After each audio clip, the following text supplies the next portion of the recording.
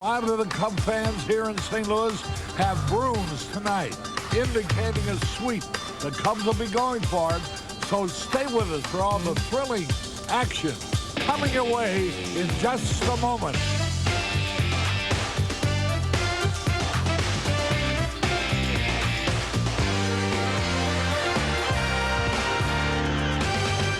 Chicago Cubs baseball on Channel 9. The Cubs are brought to you by Golden Draft and Golden Draft Light from Michelob. Wouldn't you rather be holding a golden? True Value Hardware Stores. Got a tough job to do? You can do it with True Value Hardware Stores. Buick and your local Buick dealers. Remember Buick, the new symbol for quality in America. United, Chicago's hometown airline, is proud to be the official airline of the Chicago Cubs. By Pepsi, gotta have it. And by the Chicago Tribune, Chicagoland's choice for sports, daily and Sunday.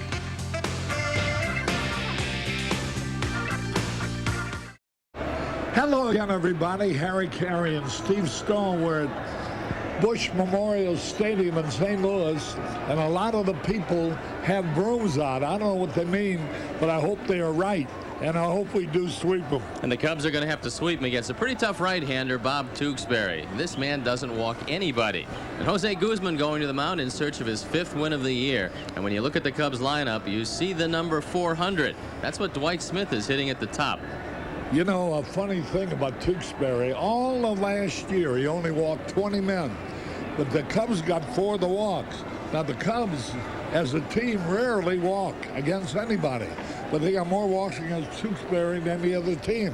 So it's going to be an interesting battle with Jose Guzman going for the Cubs, and the people will stay with us. We'll be back with the lineups in a moment.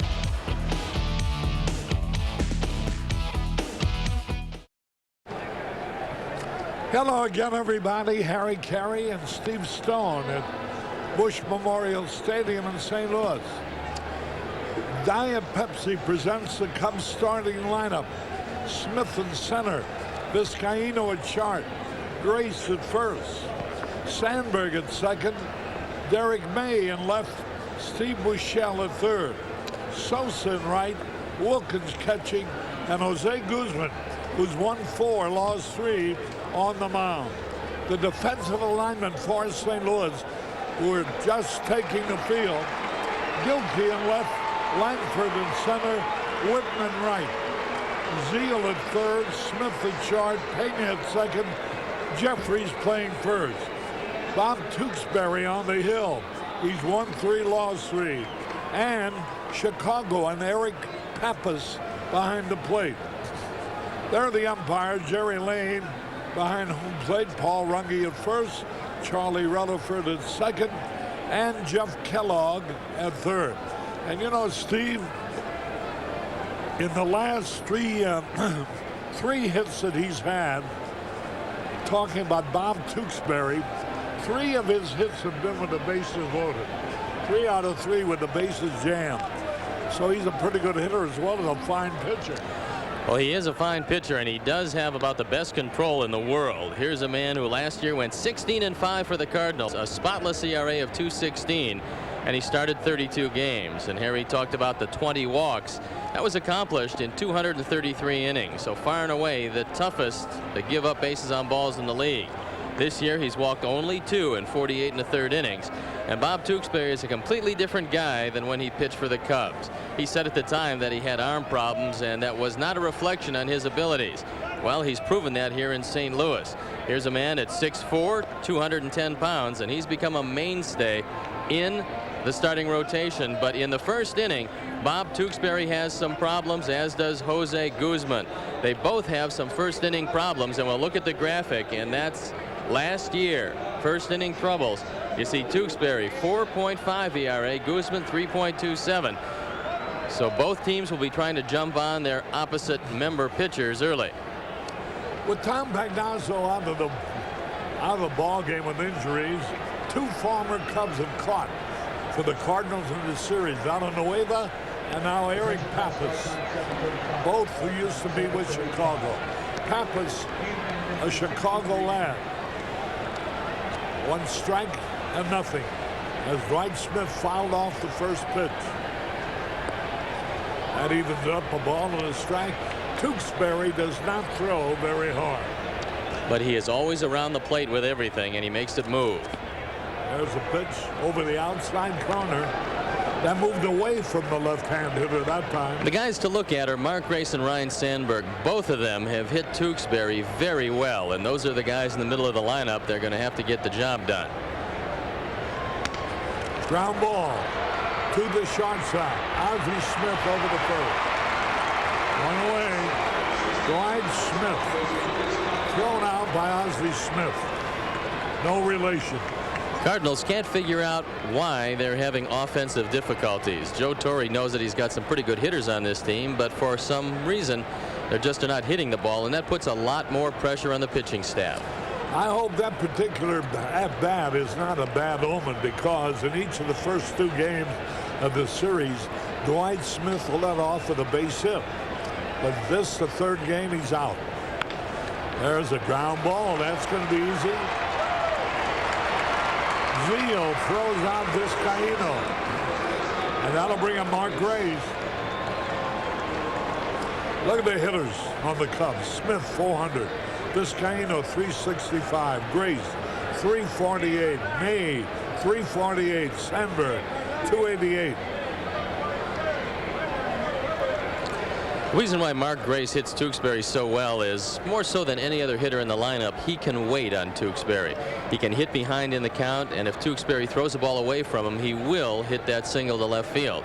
And that's what Tewksbury tries to do quite a bit with the left-handers. There's a curveball low. Say you're looking for that unique Cubs gift that you can't get anywhere else. But don't miss the opportunity to purchase one-of-a-kind Cubs merchandise during the Cubs' first ever memorabilia home shopping special Sunday, May 30th on WGN TV. Watch as we explore the magic and memories of Cubs baseball. There is a bouncing ball. Might be a tough play, a base hit. Jeffrey had to hold the ball. Tewksbury, I don't know, may have been a little late covering, but it took a very high hop. Well, here's the artificial surface hop, and occasionally you can get a base hit. Jeffrey's just barely able to hang on to it, but he can't get it out of the glove. And Mark is now hitting .352 as we watch this high hopper. Tewksbury's there, but Jeffries can't get the throw, and Mark Grace has the first hit of the ball game. And here now is Sandberg, hitting .288 with 2 homers. 2 out of 7 in this series.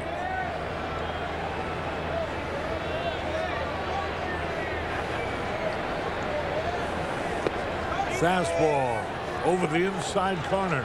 Sandberg knows that Tewksbury cannot throw the ball by him consistently, and it's not a bad idea against Bob Tewksbury to move up on the plate. Try to take away the outside corner from him, because that's his bread and butter. 1 strike and nothing, 2 out, 1 on.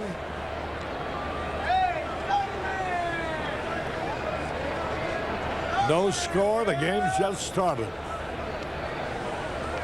Lifetime Cub fans Gladys and George Zeider of Chicago celebrating their 50th wedding anniversary as they watch the Cubs on WGN TV tonight. Their friend Herb Bailey sends a message. Pitch inside. Mark Grace stole a base last night. He's 2 out of 3 in the stolen base department this year. And Pappas a little better defensively than Hector Villanueva. He's got a quick release and a pretty strong arm if you remember him from his days as the Chicago Cubs catcher. Throw over the first, a runner back. Well, I went out to the Walk of Fame they have here on Delmar Avenue in University City. A great idea by Joe Edwards, who here's a pitch, a little tap. That's going to be easy. Over to first base to retire the side. Boy, that was a futile inning of hitting. No runs, 1 hit, no errors, 1 left. We go in the bottom of the first, no score.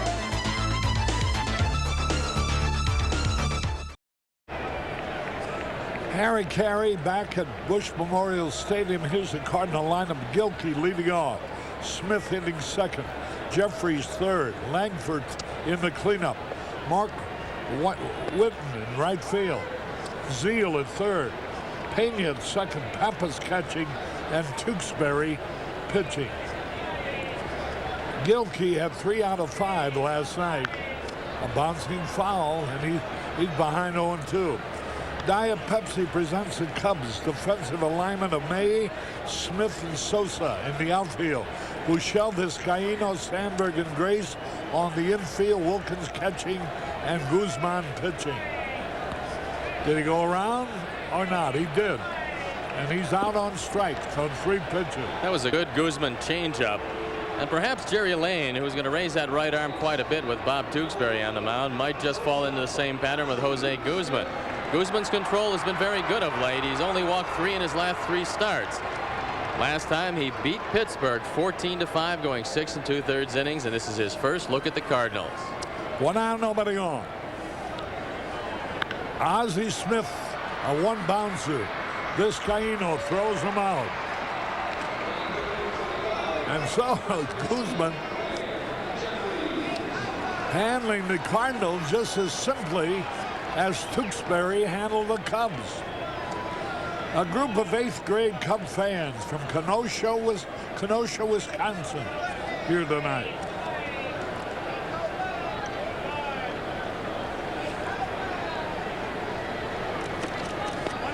Remember that home shopping special, some of the things that you can get.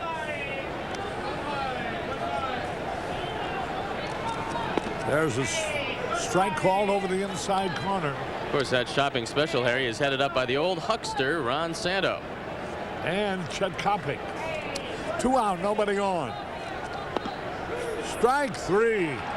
Jeffries called out on strike. Boy, oh boy. 1, 2, 3 at the end of 1-0 score.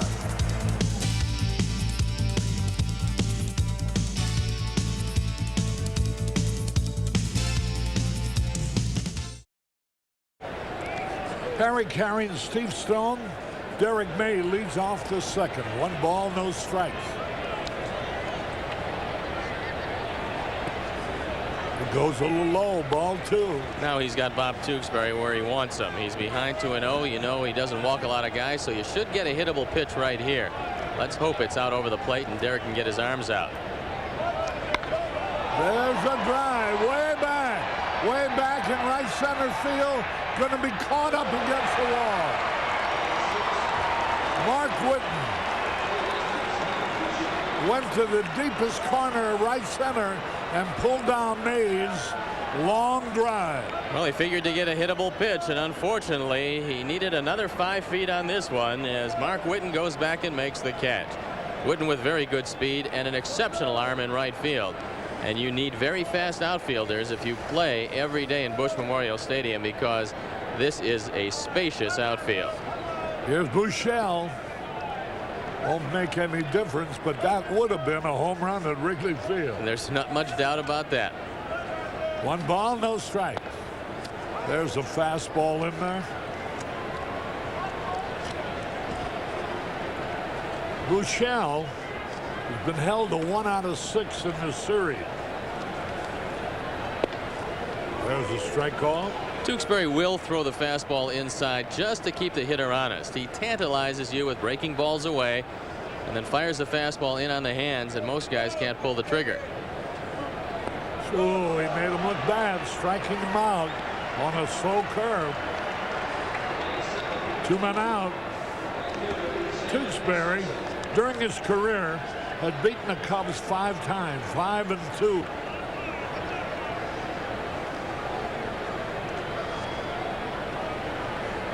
Tewksbury had 2 shots with the Chicago Cubs in 1987 and 1988.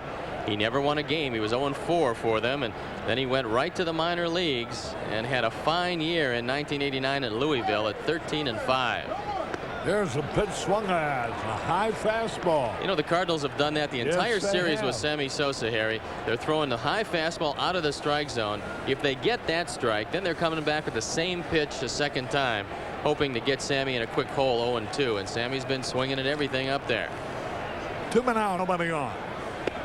Inside, Wayne, one of our TV crew, wants to be remembered to Jim and Helen Hardy from Chesapeake, Virginia. There's a strike call. Boy, this appearances are so deceiving. Tewksbury doesn't look like he has much. All he does, though, is throw strikes. 1 ball, 2 strikes. Curveball outside. Eon Lamb's birthday today. He's 2 years old. He's here with his family from Birmingham, Alabama. 2 balls, 2 strikes. Whoop. Tipped the bat foul. Tewksbury was granted free agency after his 2 stints with the Cubs, and then he really talked his way into a tryout at AAA with the Cardinals. After that fine '89 season, he went 1-0 for St. Louis, went back to Louisville in '90, but was here to stay, going 10-9 the second half of 1990, and went 16-5 last year for the Cardinals. There's a base hit. Sosa line to single to left, and that brings up Rick Wilkins. You know,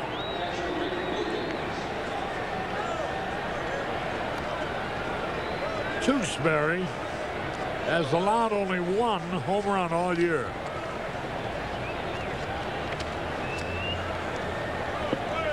Two out, a runner on at first base. Air Force Lieutenant Derek DeClute and Lieutenant Tim Mesery. You don't want to lead off with a pitcher next inning, so keep your eye on Sammy. Odds are he's going to be going somewhere in this at bat. There's a pitch. Curveball in there, a strike call. I would think Jim Lefevre would like to test Eric Pappas and see just what he's got behind the plate. And with Tewksbury's assortment of slow stuff, he looks to be fairly easy to run against, although he does have a slide step, which is a very low front leg kick. But this just might be a pitch out. Backed off the rubber. Louis Hobson and Audrey Kiesel from Matson, Illinois are here. 0-1 the count. Sammy 3 out of 4 in the stolen base department. There he goes. Swings and he fouls it off. Well, he gets the right pitch because he got the slow curveball, and unfortunately Wilkins made some contact because there was no way in the world for Eric Pappas to throw at Sammy Sosa that time. The Larison family's here from the Valley of the Sun. 2 strikes and nothing. Boy, Sammy had a tremendous jump, and he'd have stolen that one easily.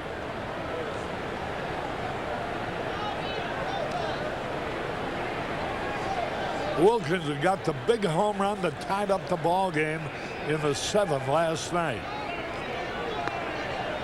Outside. Let's see if Jim Lefevre sends him again. Once again, worst that can happen is if you're thrown out at second base, you lead off with Wilkins instead of Guzman, who's had some trouble hitting the ball. 1 ball, 2 strikes. Throw to first, runner back. Frances Sadrowski, great waitress in Chicago. Her niece, Mary Margaret, here in St. Louis, wishing her well. I know Frances. She is a great waitress.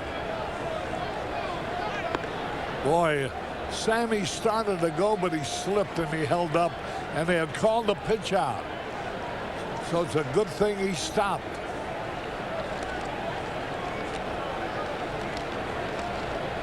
Watch it again as Sammy Sosa starts to take off. And then maybe he read that pitch out and stopped. 2 balls, 2 strikes. Again, the throw over there.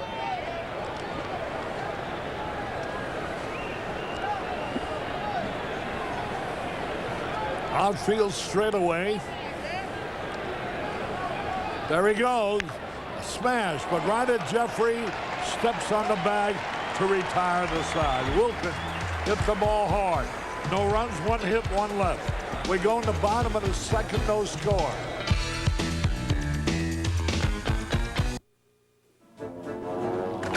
We're gonna have to bail.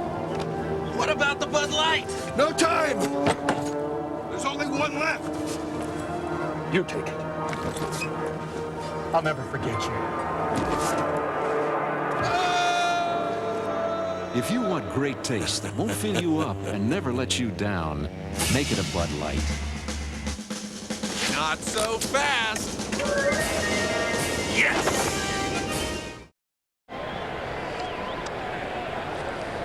Harry Carey back at Bush Memorial Stadium. Here is Ray Langford to lead off the bottom of the second. Cleveland today beat Baltimore 3-1. Detroit over Milwaukee 6-2. San Diego edged Colorado 5-4. The Giants beat Cincinnati 6-1. Langford, 1 out of 7 in the series. Langford's been very susceptible to the off-speed pitch, and so the Guzman changeup should work well. There's a curve in there, a strike call. Philadelphia got away to a 4-0 lead in Philadelphia against Montreal, but now Montreal has scored 3. And so the Phillies lead is only 1 at the end of 3. 2 balls and a strike.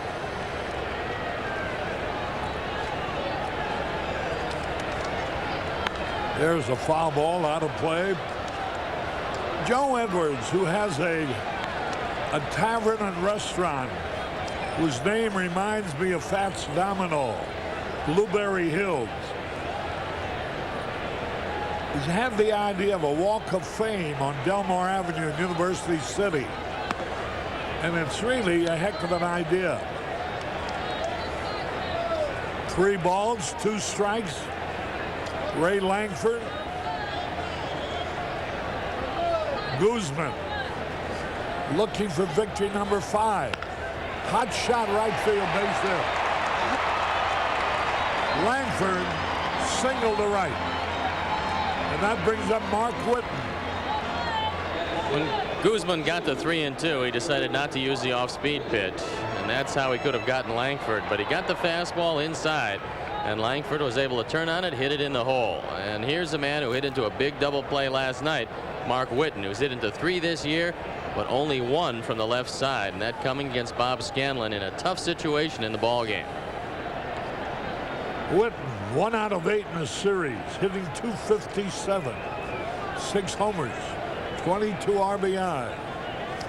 He's been with Toronto and Cleveland, now with the Cardinals. Whitten hitting .265 from the left side, just .239 as a right-hand hitter, but he is a natural right-hand hitter. And his hitting coach, Chris Chambliss, said he's just learning how to swing the bat as a left-hand hitter. Quick throw, runner back. Let's pause for identification. This is WGN-TV Chicago, America's #1 sports station. Now the pitch.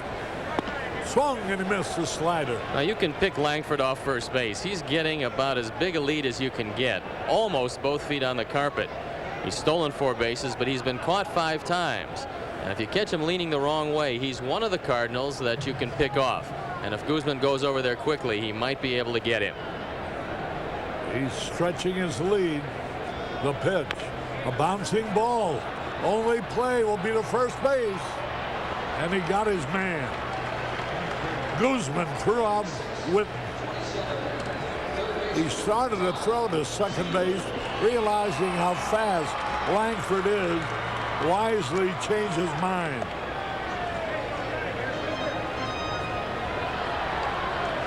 Here's Todd Zeile, 1 out of 8 in the series, hitting .255. 1 homer, 19 RBI. Zeile has had some problems keeping his front shoulder closed. He's been flying open and staying off the outside corner. They've been working with him on that in batting practice. There's a pitch a little bit outside. Jerry Lane, the plate umpire.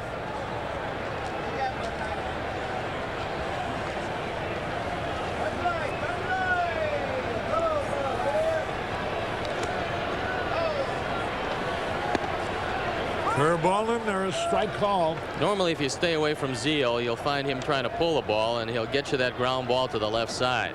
So if Guzman can paint the outside corner, he's got a good chance of retiring Zeal. Langford, a good lead. The pitch. A little bit inside and low. Barry Bonds continues to lead the league in hitting with a .425 batting average. Vizcaíno is 6th. May 9th. Grace 10th among the 10 leading hitters. Swung and he missed the curve. That's the spot you want to throw Zeal. Now, despite the fact that he only has 1 home run, he considers himself a power hitter, although in reality he's an alleys hitter, and when he tries to think about hitting home runs, he's not quite as effective. 2 balls, 2 strikes. Quick throw, the runner's back.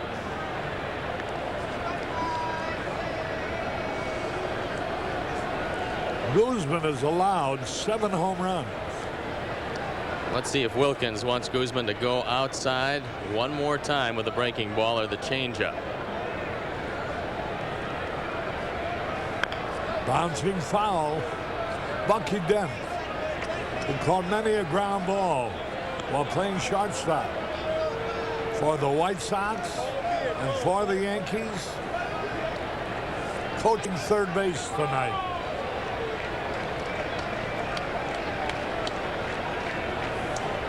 Two balls, 2 strikes.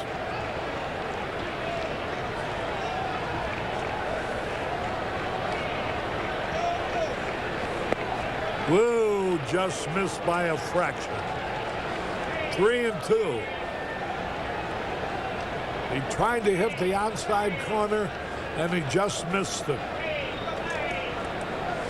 Geronimo Peña's next. He walked him. And so they have runners at first and second. Guzman's first walk. Peña is very fast. He's only grounded into 1 double play this year.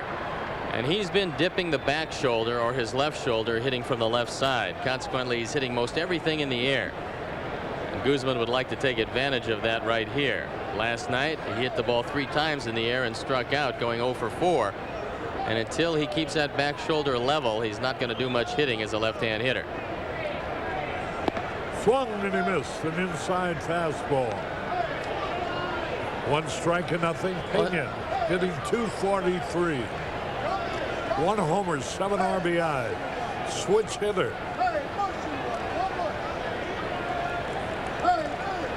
Stands close to the plate. A little outside, evens it up. A ball and a strike. Peña far superior from the right side. Hitting .421 as a right-hand hitter, just .151 as a left-hand hitter.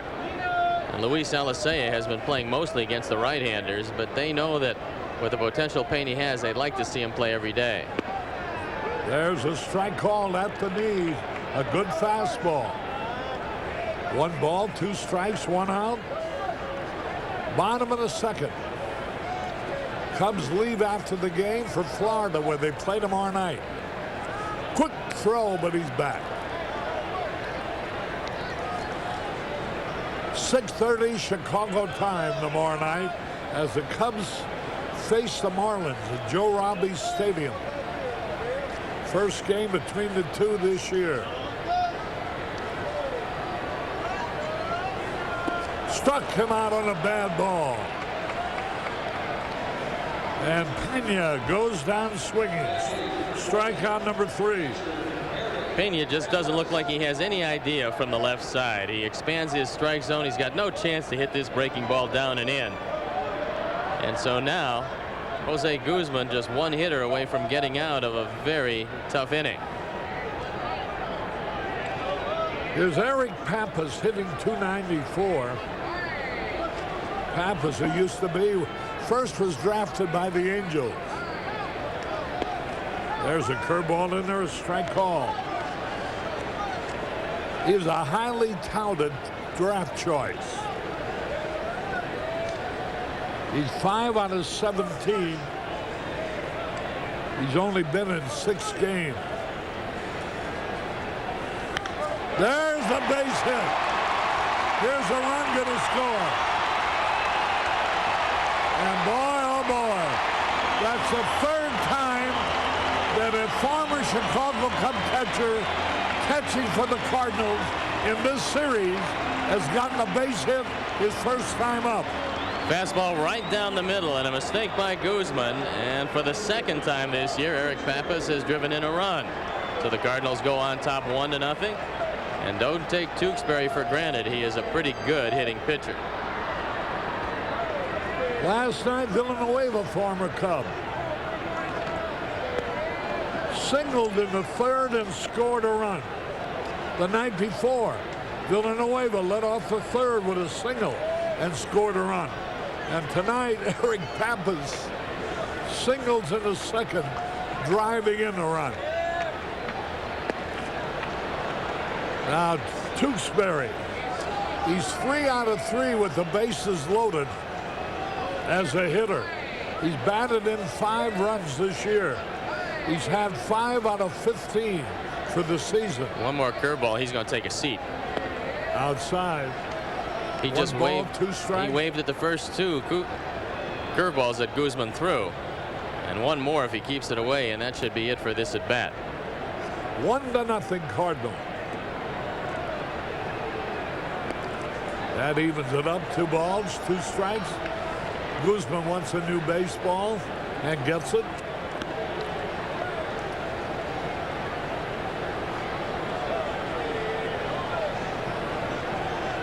The base on balls to Todd Zeal was costly.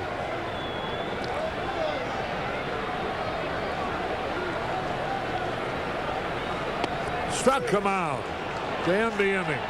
But 1 run on 2 hits and a walk, and 2 men left.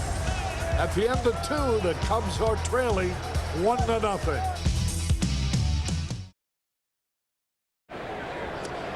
Harry Carey back to the ballpark. Here's Jose Guzman to lead it off.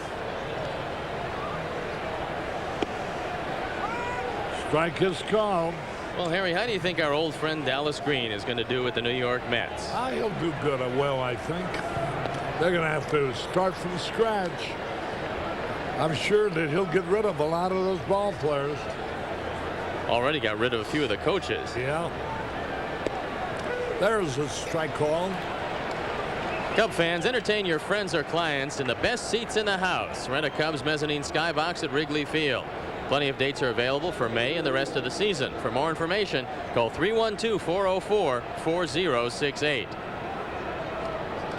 So with 1 away, here's Dwight Smith. Guzman was called out on strikes. Smitty might be thinking about bunting up the first base side. Fastball low and away. Both the first baseman and third baseman playing shallow. Ball low and inside. That's about as far as he goes. Ball 2. And usually he just lays one in, and Derek May almost took advantage of that in the 2nd inning. Chasing Mark Whitten all the way back to the track for a long shot on a 2-0 pitch. Now the pitch. Bouncing ball. And they get him out. Smith swinging at the 2-0 pitch.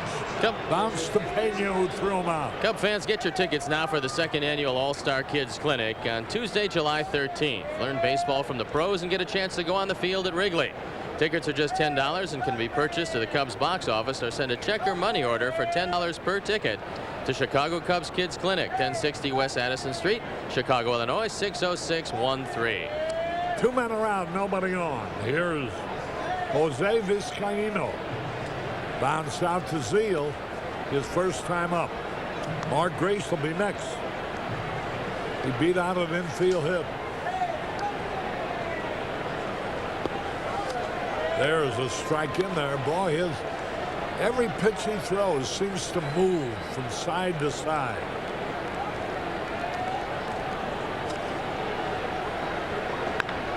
Easy ground ball. Nothing to it. 1, 2, 3. We go in the bottom of the third. 1-0 Cardinals.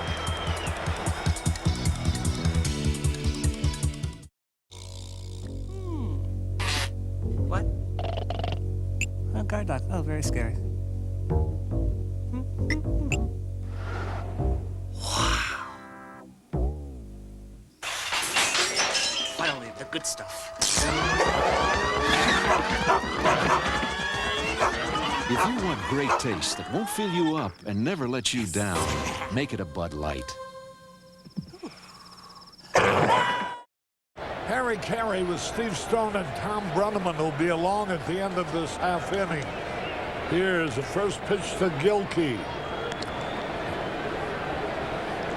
1 ball, no strikes. He fanned his first time up. Guzman. There's a drive, left field, way back, going to be caught. Derek Mays there, and he grabs it. The Aflac trivia question. Only 4 teams in Major League history have stolen 300 bases in this season. Can you name them? Well, how about the one here in St. Louis? I'm sure that's one of them. How about the Dodgers? I don't know if the Dodgers did. I think Montreal did it one year. There's the pitch a little low. How about the Boston Red Sox? You think they ever did it? Are you kidding?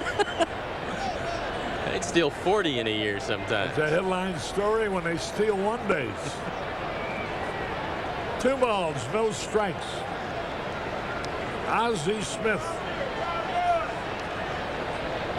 Guzman.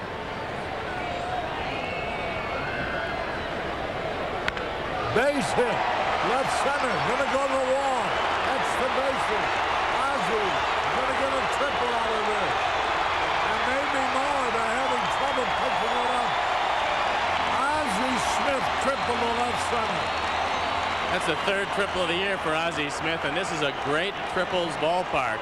Either down the line or in the alleys. If it splits the outfielders, it's going to the wall.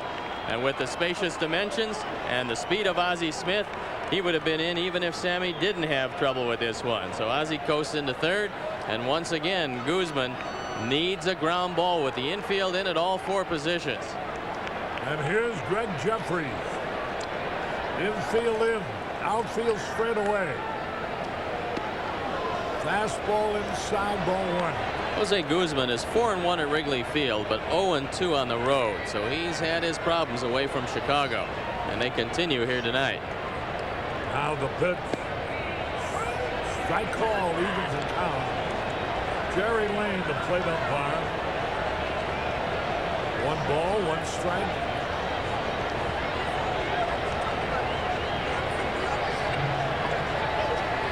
Swung and a strike 2. This is really a challenge for any hitter, because when they get a man at 3rd and less than 2 outs, it's a matter of pride for them to get home the run. If they don't, it's a very frustrating situation. From a pitching standpoint, you know you need the strikeout or the ground ball, especially with the infield in. And Guzman right here is thinking about striking out Jeffries. That's his game plan. The pitch. Struck him out, he did. For the 2nd time in a row, Jeffries is out on strike. There's the answer to the Aflac trivia question. The Giants in 1911, the Athletics in 76, and the Giants again in 1912. The Cardinals, of course, in 85. The Reds way back in 1910. 1 strike and nothing, 2 out. Ray Langford, has scored the only run of the ball game so far. Holds up in time. This would be a big lift for the Cubs and for Jose Guzman if he can get out of this inning without Smith scoring the 2nd run of the game. Then you turn it over to your offense, because Tewksbury is going to be a tough customer tonight, and this 2nd run could be vital for the Cubs' winning effort here. 1 ball, 1 strike. The pitch. A little tap foul. He's way ahead of him now. 1 and 2, 2 out. Now, he went to the fastball last time with Langford on a 3-2 pitch, and Langford hit it into right field. If he wants to get him out this time, odds are he's going to throw a changeup or a slow curve and keep it away from him. And that'll usually get him, because Langford fanned 147 times last year, leading the National League in that department. Guzman's pitch. High, ball 2. 2 balls, 2 strikes. He threw a fastball. It looked like he may have intentionally wasted it. 2 balls, 2 strikes.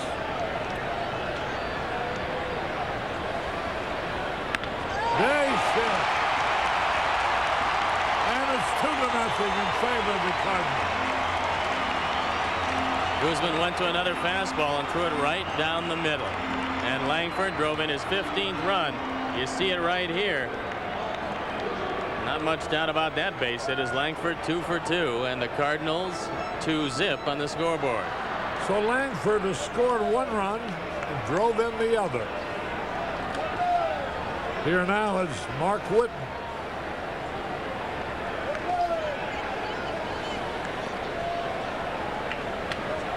Langford back easily. Good lead to pitch. 1 ball, no strikes, 2 out. I would think they're going to run with Langford right here. Wilkins looking over in the dugout to see if Jim Lefevre dares to call 2 pitch outs in a row, and Langford has an enormous lead at first. There's a throw, and he gets back. And Guzman almost had him leaning the wrong way.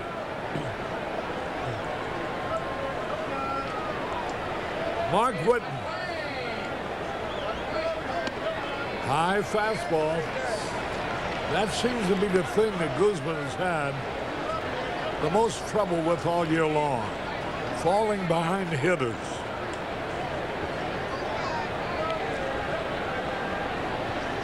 Two balls, no strikes.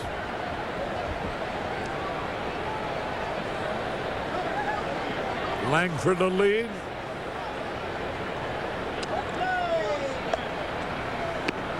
Ball 3. And Todd Zeile will be next. And they might turn Whitten loose here on 3-0. They did. Ground ball.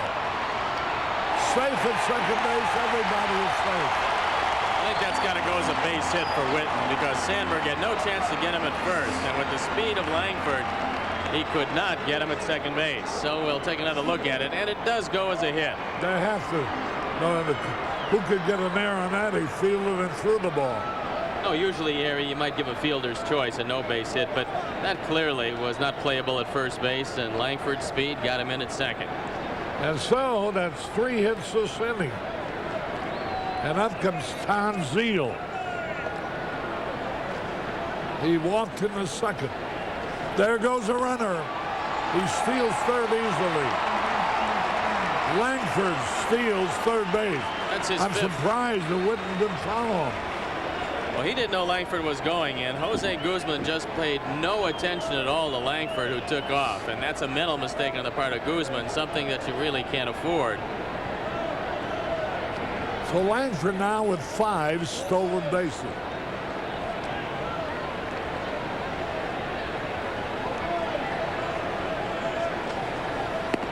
Outside, ball 2. Guzman has somewhat of a high leg kick, and he's new to the National League. But he's going to learn, especially against good base running teams like St. Louis or Montreal when we face the Expos. He's going to have to alter that leg kick, or they're going to run him out of the ballpark. And so now Todd Zeile's ahead, 2-0 on the count. Ball 3.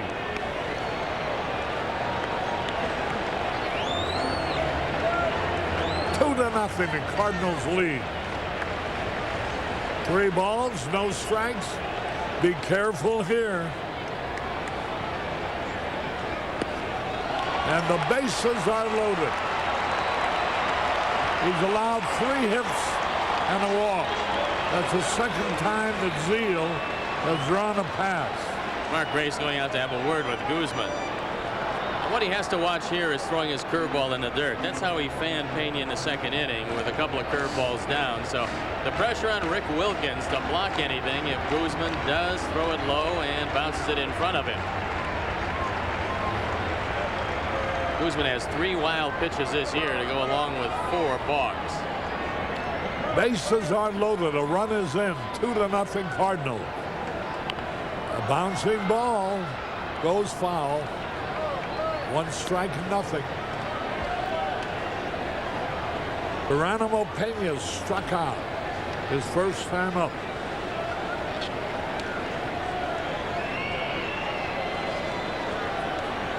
He's nothing out of 5 in the series. 1 strike and nothing. That evens the count. 1 ball, 1 strike. Guzman seems to be keeping everything high. Well, that's been his problem a good portion of this year, Harry. And every time he comes about belt high or above, that's when he gets hurt. 1-1 pitch. A little bit inside. Ball 2. No activity in the Cub bullpen. Bases are loaded. If he does go to a fastball here, he wants to keep it up and away from Pena, and he'll get that lazy fly ball to left field. He got a high fly ball left field in foul territory, and he cannot make the catch. Derek May had a long way to run, and he could not hold on to the ball. Unfortunately, Derek May has the ball hit off the heel of his glove. Now, he was there in position to make the catch. It goes as a no play because of the long run. But that's a ball he could have caught. If it hits the end of the glove, there's not much you can do about it. When it hits the heel, you got to be able to make that catch. So it's 2 balls, 2 strikes, 2 out, 2-0 Cardinals, and a bases loaded.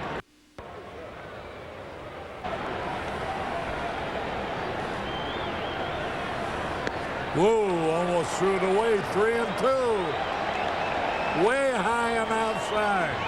Wilkins had to make a good grab.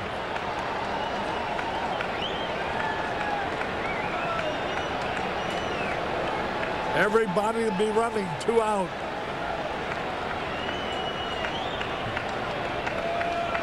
There they go. Langford, the runner at third. Wooden at second. Zeal at first. 3 balls, 2 strikes. A hot shot, base hit. He's going to clear the bases. 1 run in, 2 runs in. 3rd run trying to score, and he makes it. Now the throw down to second. Safe. Geronimo Pena doubled down the first baseline. Scoring 3 runs. He now has 10 runs batted in. And Jose gets this one out over the plate, and Pena rifles it into the bullpen. And before Sammy can get it back in, they score 3. Now the throw to second base is Wilkins saw Pena straying, but they can't get him at second. And a disastrous inning for Jose Guzman. And nobody's even standing up in the bullpen. 5-0. And Eric Pappas, who drove in the first run with a 2-out single in the second, swings and misses. 4 runs are in.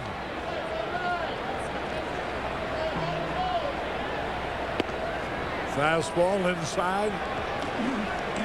The Chicago Cubs have yet to sweep a 3-game series from anybody this year. Harry, they're developing a nasty habit of winning the first 2 games and somehow letting down in the 3rd. There's a pitch inside. They're just fresh from this last homestand. Won the first 2 against the Pirates. Had the lead in the 8th inning. And lost the 3rd game. Had to be content with 2 out of 3. He swings, fouls it back. Geronimo Pena with the count 3-2. Everybody running. Philadelphia has extended their lead against Montreal now to 6-3. In a 4-0 lead, Montreal came back with 3, but the Phillies have added 2. Eric Pappas.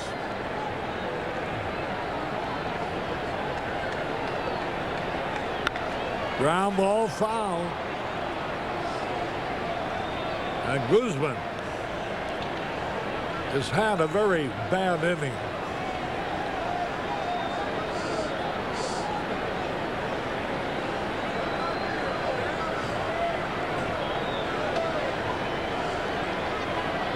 Two balls, 2 strikes, 2 out, 4 in.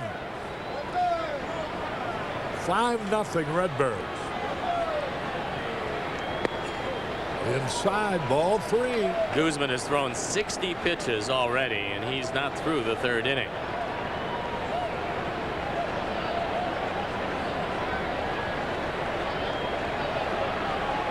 Geronimo Pena. Good lead at second base, 2 out.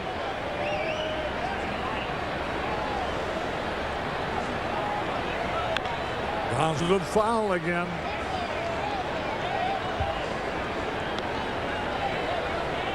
The Cardinals have had 6 hits already. And Guzman's also walked 2.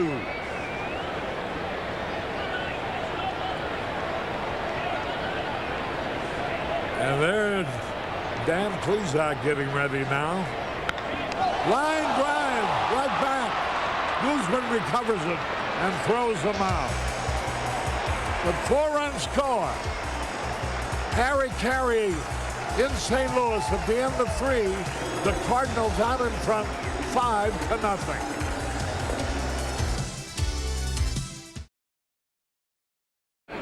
Hi again, everybody. Back with our producer-director, Arnie Harris, and Steve Stone. I'm Tom Brenneman at Busch Stadium in St. Louis. Guzman gives up 4 runs in the Cardinal 3rd inning. It is a 5-0 St. Louis lead. You know, Bob Tewksbury is not going to walk anybody, so it becomes doubly tough for the Cubs to score against him because they're going to have to pile up the hits because Tewksbury never gets himself in any trouble at all, Tom.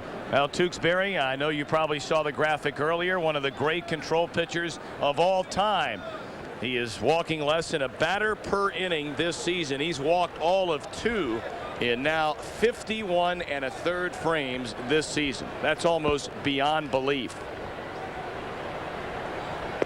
We've been waiting with bated breath to see that graphic, and I know that sometime during the middle 3 we're going to have a graphic extravaganza for you. You ought to hold those to the final 3. Here's a 1-hopper right back to Tewksbury. And Grace is retired to open up the Cubs' 4th inning. Well, here we go. We don't want to keep you waiting at home. Well, speaking of the fine control pitchers, you see that most of them were long before any of us up here were born. 1920, 1913, 1914, and Debatable. of course, Cy Young. And Bob Tewksbury, 1992, 0.77 walks per 9 innings. And that really is unbelievable control. I thought you used to broadcast for the team that Babe Adams played for there for a short time back in 1920. That was Harry. Oh, I'm sorry. Harry was sitting in the middle 3 in those days. And you know, the thing that I think even makes that even more significant, Stoney, you wonder what the strike zone was like back then, because the way things have gone the last number of years is Sandberg gets a cue shot right back to Tewksbury, who underhands to Jeffries for out number 2. The umpires continue to squeeze a plate in this day and age. It has gotten to be so small it's almost ridiculous. Well, for those people who know anything about the infancy stages of baseball, Tom, they will know that when the batter came up, he could declare to the umpire if he wanted a high or low strike. Then when the pitcher threw the ball there, the umpire would give him a warning, not call a strike, and he'd say, I'm going to call him there from now on. But you couldn't have, from a pitching standpoint, the high or low strike. You had to pretty much pick one or the other depending on what the hitter wanted. So at least early, they were giving every advantage to the hitter. And they continued to do that after Bob Gibson's 1.12 ERA in 1968 when they lowered the mound in the major leagues. But it really is so small now. I mean, you watch games, particularly from our center field cameras around the National League, and you'll see a ball thrown right down the middle of the plate, maybe an inch above the belt, maybe 2, and it is never called a strike. Well, 1-2 now to Derek May. You're right about the phantom high strike in the National League, and really that came into being with the inside chest protector and the umpire getting in between the catcher and the hitter instead of standing over the catcher. 3 ground balls to Tewksbury in a perfect 4th. Well, he's rolling tonight. He's won his last 3 games, and he has a 5-0 lead.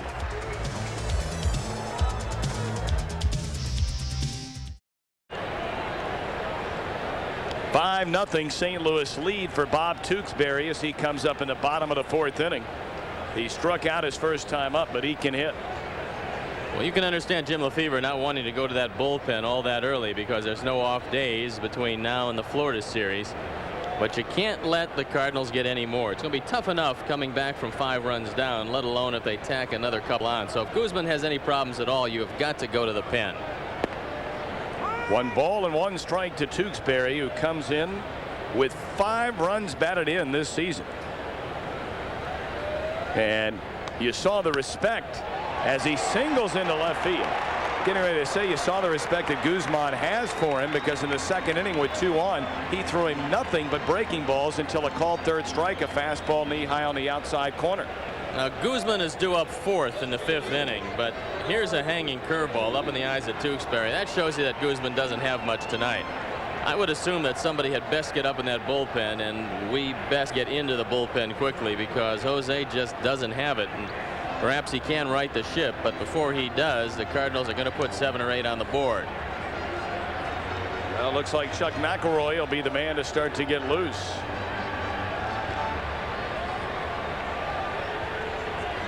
Well, a little bit earlier tonight, we caught Marty Prather, his infamous sign making here in St. Louis, congratulating Arnie on his 30 years. And yeah, somebody has to take a shot following your lead. Tom, how's the Gerbers? Well, I've seen you eat some other things besides the Gerbers, and I think you're progressing mighty nicely. Coming along. Looking less like Jay Leno with every passing day. I don't know. I don't know about that. Gilkey looks at a strike. 1 ball, 1 strike. Gilkey is 0 for 2. Of course, if you ever think about going into the chinchilla breeding business, you will have one of the best chins to start it with. Nothing but metal in there, big fella. Hammered down the left field line. May races over and makes a terrific catch. Tewksbury races back into first.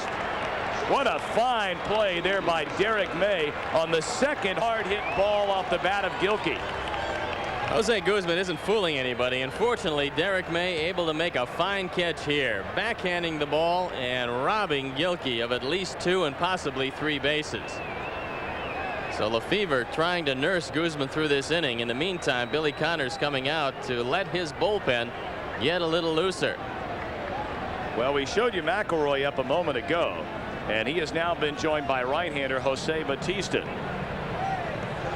So McElroy the left-hander, Batista the righty, getting warm, and they'll have a chance to get in a few more tosses as Connors is just now arriving at the mound. And the Cubs, for the first time this year, 3 games over 500. But every time you think that the Cubs are right in a position to put together a long winning streak, and bear in mind they're going down to take on the expansion Florida Marlins for 3 straight, this would have been a real big game for the Cubs to win. Now maybe you win a few in Florida and you've got yourself the kind of winning streak you need come back against Philadelphia.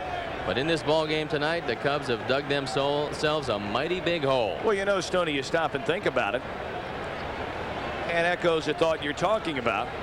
The Cubs feasibly could be playing in this game tonight with an 8-game winning streak, trying to go to 9. 2 series ago, now 3, they took the first 2 games against the Dodgers, went for the sweep, blew the game in the 7th inning. They win the first 2 against the Pirates, a chance for the sweep, blow the game in the 8th inning. They win the first 2 of this series and already in a 5-0 hole.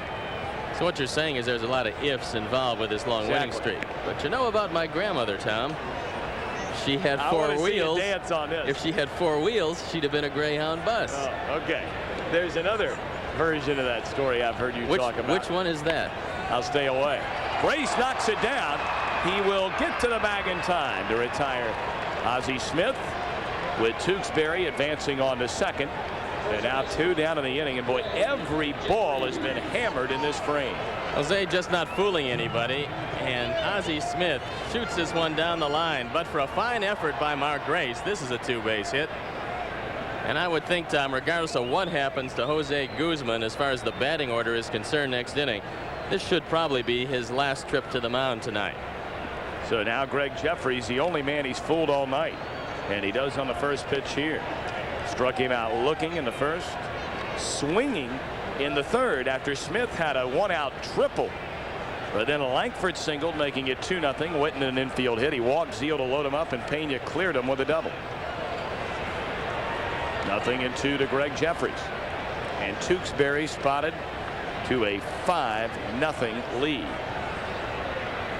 To Jeffries, Guzman is throwing the invisible ball because he is missing everything by about a foot. Let's see if that trend continues right here. 0-2.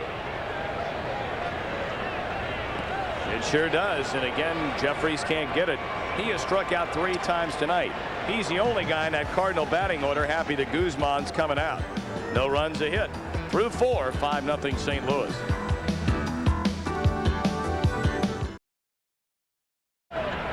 Get a look at the mighty Mississippi, and of course a lovely city, downtown St. Louis, Missouri. And so far, the folks that have attended this one, with the exception of those wearing blue, are very pleased about the way it's gone through the first 4. Cardinals leading 5-0. Buechele struck out his first time up. Tewksbury's fan 2, walked none, allowed 2 hits. Looks like it's going to be Dan Plesac as he continues to loosen in the bullpen.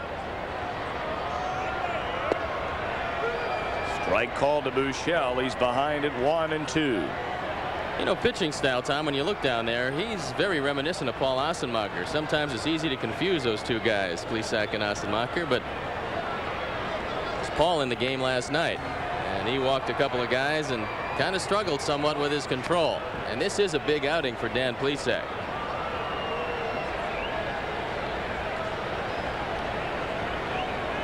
One and 2 to Steve Buechele. Steve 1 for 7 now in the series. And you can make it 1 for 8. Ozzie Smith, Gold Glove winner, 13 years at shortstop, and he is closing ground on some of the longest or most won Gold Gloves in Major League history. Of course, Brooks Robinson has that distinction, having won 16, and Jim Cott as a pitcher won 14. And here's the games played at shortstop, and tonight Ozzie Smith has tied Larry Bowa for second on the all-time list. He has been nothing if not durable.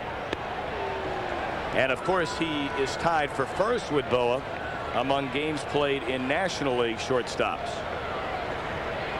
Aparicio, a long-time American leaguer, and in the Hall of Fame, where Ozzie will be one day as well. Foul out of play. You know, a lot of people talk about shortstops, and of course there aren't all that many in the Hall of Fame. Ozzie Smith was always noted as a glove man, became a very fine hitter once coming here to St. Louis in a trade for Gary Templeton from San Diego.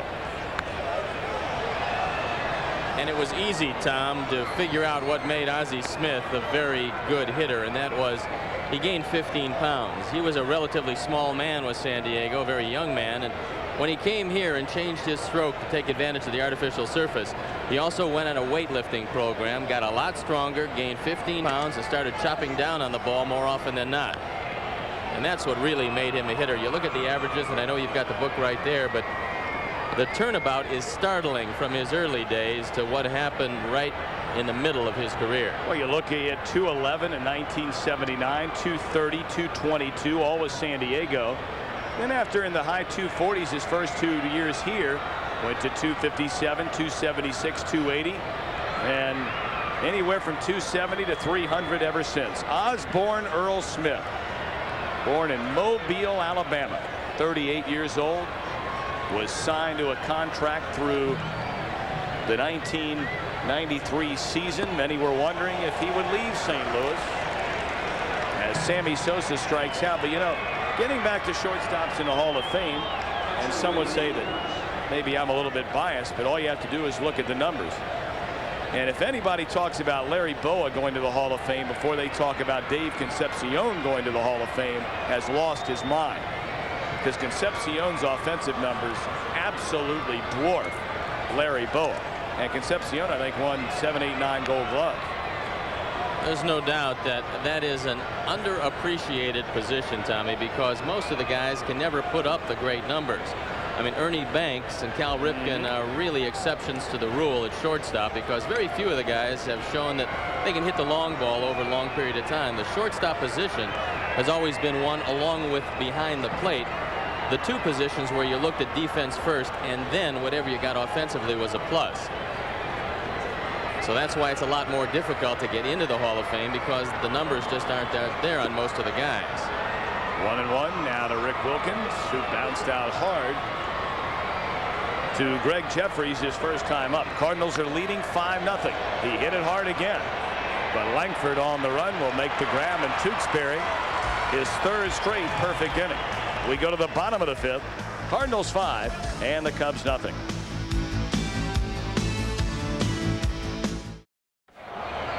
Back with Steve Stone, Tom Brenneman at Busch Stadium in St. Louis, where the hometown Cardinals jumped on Jose Guzman for 1 run in the second, 4 more in the third, and Guzman is still in there to begin the bottom of the fifth. It'll be Langford, Witten, and Zia. Langford's had a big night. Pair of singles, a stolen base, and RBI, scored twice. But Dan Plesac has given way now again to Jose Bautista. I think he'll probably use Bautista if Guzman gets in trouble here, and then after they pinch hit for Guzman or Bautista, then go to Plesac.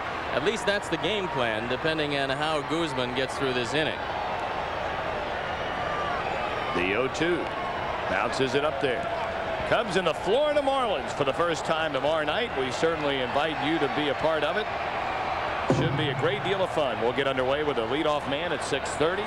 Mike Harkey 4-1 against Ryan Bowen, the former Astro, at 3-4. Bowen coming off the first ever complete game shutout in the very brief Florida Marlins franchise history. Ryan Bowen didn't show much as a member of the Astros, but he is pitching well as a member of the Florida Marlins. And he's helped out by Brian Harvey, as is all of those Marlin pitchers. And what an acquisition he was. Now, they had to pay a few more bucks than maybe an expansion team would have wanted. But he does give that pitching staff some legitimacy, because unlike Colorado, which blows a lot of leads late, Florida has been able to keep a few leads because of Harvey. Grounded to Vizcaíno. He'll throw out Langford. First time Guzman's retired him tonight. Talked to Harry a little earlier about his opinions, Tommy, and I'm interested to find out what you think about what Dallas Green is going to do in New York now that he has been handed the skippership. Well, I think it's pretty clear. I think the hammer's going to come down. And quite frankly, I think that that's a kind of manager, for a number of reasons, that you need in that kind of environment. I mean, Billy Martin, like him or not, a fiery guy who had some outstanding seasons, along with a lot of talent, mind you, in New York. But his fire and brimstone kind of managerial style got the job done. Lou Piniella did a very good job in his brief tenure with the Yankees. And I think that Dallas Green will do a good job with New York. I hate to see any man get fired. And Jeff Torborg is certainly a wonderful guy as Witten strikes out for the second out of the inning. But I think you're going to see some major shakeup with that ball club. He will not tolerate some of the things that they've been doing in New York. Well, management is always cyclical, Tommy. If you've got a tyrannical manager, when they fire him, they bring in a guy who can relate to the players. Right. When he falls on his face and the team doesn't win, they bring in once again a firebrand type manager, and they go back and forth, trying to find the right mix to handle the players you have at a given time. But there's no doubt that the Mets and the players that they've assembled just don't fit there. And they've got to come up with something that gets the team a little more chemistry, and if it's Dallas, so be it. Base hit into right field by Todd Zeile. That's his first hit after a pair of walks. And Guzman has given up 8 hits now in 4 2/3 innings and trails 5-0. Well, Dallas will make his New York Met managerial debut tomorrow night And it certainly won't be an easy task. That's not the only big story tomorrow at Shea Stadium. The Atlanta Braves are coming in, and Deion Sanders is coming back. But I think Dallas will get the headlights and the headlines of that particular game.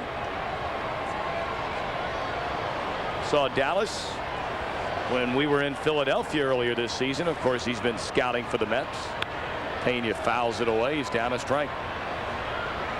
Pena the big blow in this game. They were loaded with 2 out.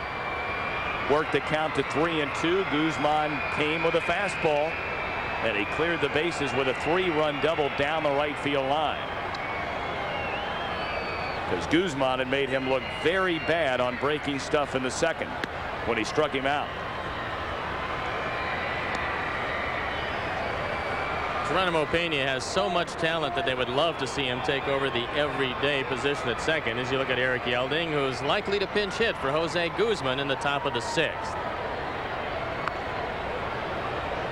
Boy, he just really can't handle that off-speed stuff as a left-handed batter. What happens, Tommy, is he has so much confidence as a right-hander that he waits for the ball. But left-handed, where he doesn't have any confidence at all, he wants to jump at everything. And if you do jump at everything, you can't possibly handle anything off speed, because not only your body but your hands are coming forward. You got nothing left to swing by the time the ball gets there, and that's Pena's problem. Also dipping the back shoulder, he hits a lot of soft fly balls to left and left center. And if Guzman stays away from him, that's what he'll get here. Fried away and missed. 2-2 to Geronimo Pena. Zeal at first. There are 2 men out. We're in the last of the 5th. And the Cardinals are in front 5-0.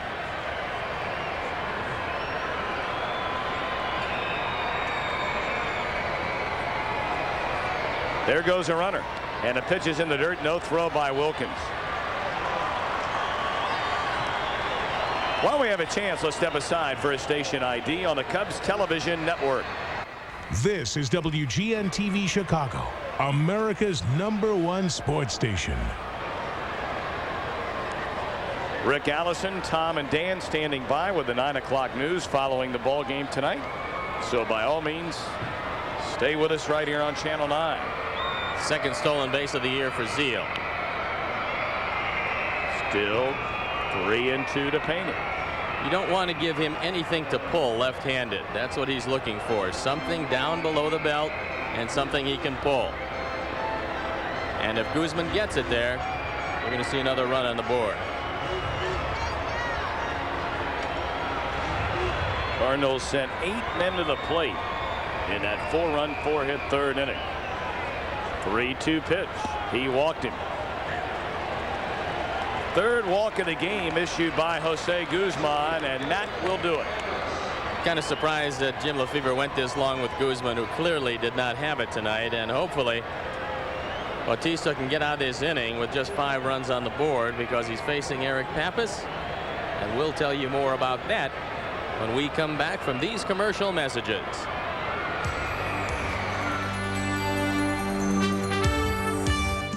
You're looking for that unique Cubs gift that you can't get anywhere else? Well, don't miss an opportunity to purchase a one-of-a-kind Cubs memorabilia during the Cubs' first ever memorabilia home shopping special on Sunday, May 30th on WGN TV. It's an hour-long special before the Cubs game, and it's on WGN Channel 9. And don't miss the old huckster, Ron Santo, as he tries to sell you some authentic Cubs memorabilia. A Mark Grace autographed bat, a Ryan Sandberg autographed baseball, and a 1907 Chicago Cubs world champion wool and leather jacket. And how can you beat that? And that show not only brought to you by the old huckster Ron Santo himself, Chet Kopic also co-hosts. So now Jose Bautista comes on in relief of Guzman. He'll face Eric Pappas, who has absolutely crushed the ball twice. Single into right center for an RBI in the second. He had a liner back to the mound that knocked Guzman's glove off to end the 3rd. Pappas never really got a full shot with the Cubs, and after being highly thought of in the California Angels organization, he came back to his hometown hoping to get a good look from the Chicago Cubs, and really didn't get an opportunity. but he can swing the bat some, and the Cubs have seen it tonight. That ball gets away from Wilkins, and I'm sure it'll go as a pass ball. Yes, it will. Advancing down to third is Zeal, and Pena goes on to second base. Tommy, I got to believe that Wilkins was crossed up because he reacts better than this. Watch this. Wilkins is looking, breaking ball all the way, and you see how slowly he moved the glove in. Now, they use a different set of signs with a man at second base. I don't think that Jose quite picked up what sign he was supposed to see because Wilkins never reacted, and he's a better catcher than that. So, unfortunately, in a cross-up situation, the official scorer can't read the mind of the pitcher or catcher, and he charges Wilkins with a pass ball. So now Zeal and Pena both in scoring position for Pappas. And it's a 2-1 pitch coming. 3 balls and a strike with a pitcher Tewksbury due up next. Well, I wouldn't be surprised if the Cubs went ahead and walked. Well, right now they should walk him because you got to make a 3-1 fastball in the zone. You might as well put him on first base, take your chances with Tewksbury, because if you risk one and he gets a 2-run single, you're in trouble. Oh, and it was right there, and he hammered it foul. No reason to even make that pitch. I wouldn't even fool around at 3-2. Should be putting him on first base because Tewksbury is a decent hitter, but he's still a pitcher. But we're going to see another 3-2 pitch to Eric Pappas, and let's hope that the Cubs get out of this with just a 5-run deficit. They're not doing much of anything with Bob Tewksbury out on the mound. He's only retired 10 in a row, and 13 of the last 14.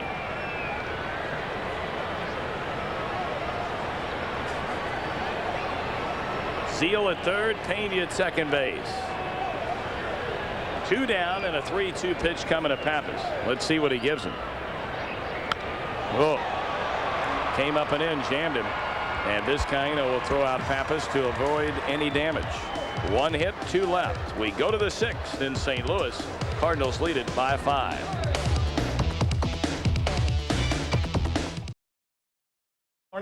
Eating 45 says, eating 46 per pound, $4,700 phone, one time, $47 $47. What'll it be, fellas? Make it a Bud Light. Sorry, this is the last one. Well, I think I've been. I can take that one. What do you want to give for it? I'm a 2 and a 10. Give me 10, a 20 big. Give me 29, 30. Give me 39, 40 big. Give me 49, 50. Give me 59, 60 big. Give me 69, 70. Give me 79, 80. If you want great taste that won't fill you up and never let you down, make it a Bud Light. Bud Light, please. Sorry, boys. This is the last one. Well, here we go to begin the 6th inning. I'm Tom Brenneman with Steve Stone. Our producer director is Arnie Harris. Joe Cornejo down in the truck with Uncle Arnie. And Mandy Cohen is here in the booth. It is a 5-0 Cardinal lead. Eric Yelding, the pinch hitter, settles in, looks at a strike from Tewksbury. Eric at 167. And as a pinch hitter, he's 2 of 10. Danny Plesac will come on to pitch in the bottom of the 6th. Congratulations to Mikey Cornejo and his classmates who graduated from the Bensonville Tiny Tots program today. Did he graduate with honors, you think? Oh, no doubt. I guess His eating mom those and dad are smart. Eating those strained peas is probably the toughest class they have. Checked his swing. They appeal to first and goes to 1 and 2. He didn't go around. Well, you once were a Tiny Tots program scholar at Kent State. There's a ground ball to short, fielded by Ozzie, and there is one away. I was one of the few scholarship Tiny Tots. At Kent. At Kent State, yes. Very advanced.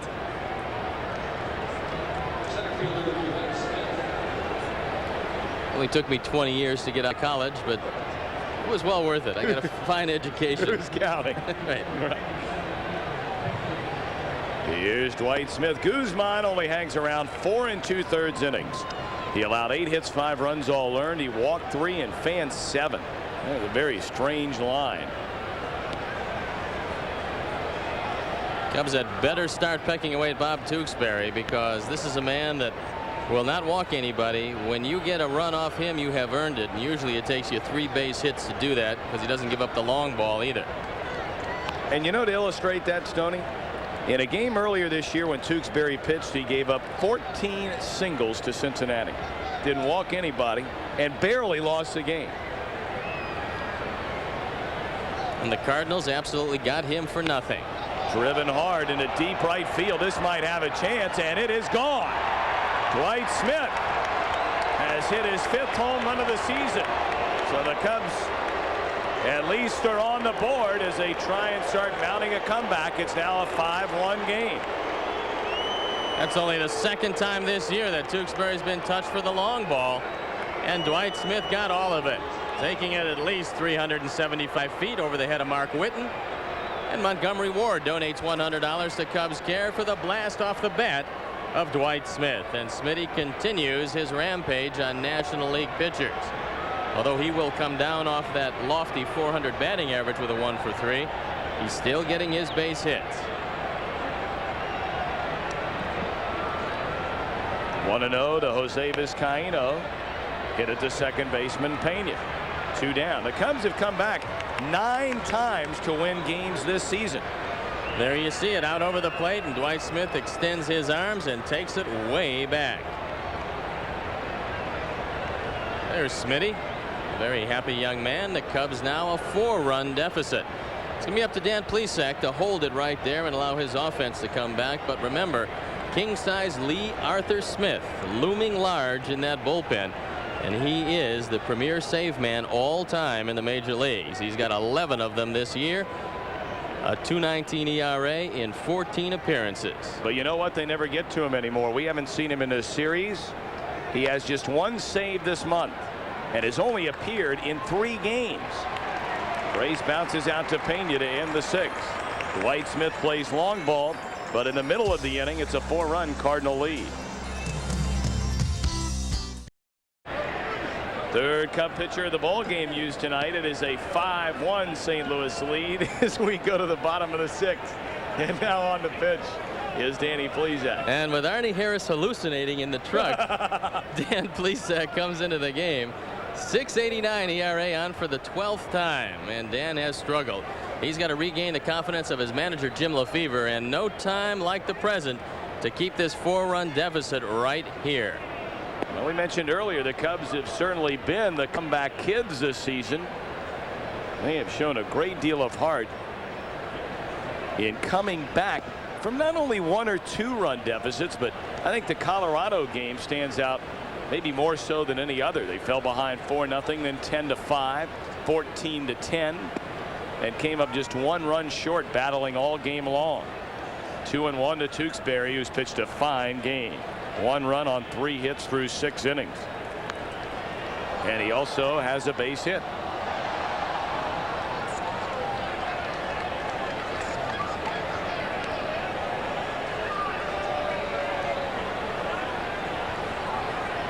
So now 2-2 the count on Bob Tewksbury. Count goes full. Been a long time, as we showed you a minute ago, since Tewksbury has pitched, or rather since Plesac, I'm sorry. And he strikes out Tewksbury. This copyrighted telecast is presented by the authority of the Chicago National League Ball Club, which has a right of approval of the announcers and is intended solely for the private non-commercial use of our audience. Any publication, reproduction, retransmission, or other use of the pictures, descriptions, and accounts of this game without the express written consent of the Chicago National League Ball Club is prohibited. Geronimo Pena to the left delivered the big blow, a 2-out 3-run double in the 3rd inning. Cardinals scored 4 times in that frame to open what was a 1-0 lead into the 5-0 deficit. Dwight Smith homered in this 6th inning to make it 5-1. Here's Gilkey, 0 for 3, and he has stung the ball twice. Derek May robbed him of at least a double in the 3rd and maybe a triple with a leaping grab against the wall in the 4th.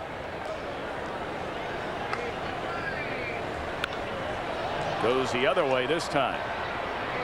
But Sosa there for out number 2. You know, Tom, Harry, of course, gets a lot of letters everywhere we go, but never more letters than here in Cincinnati from all the Cub fans who come down to take in the series. And he's got one addressed here to Herbie.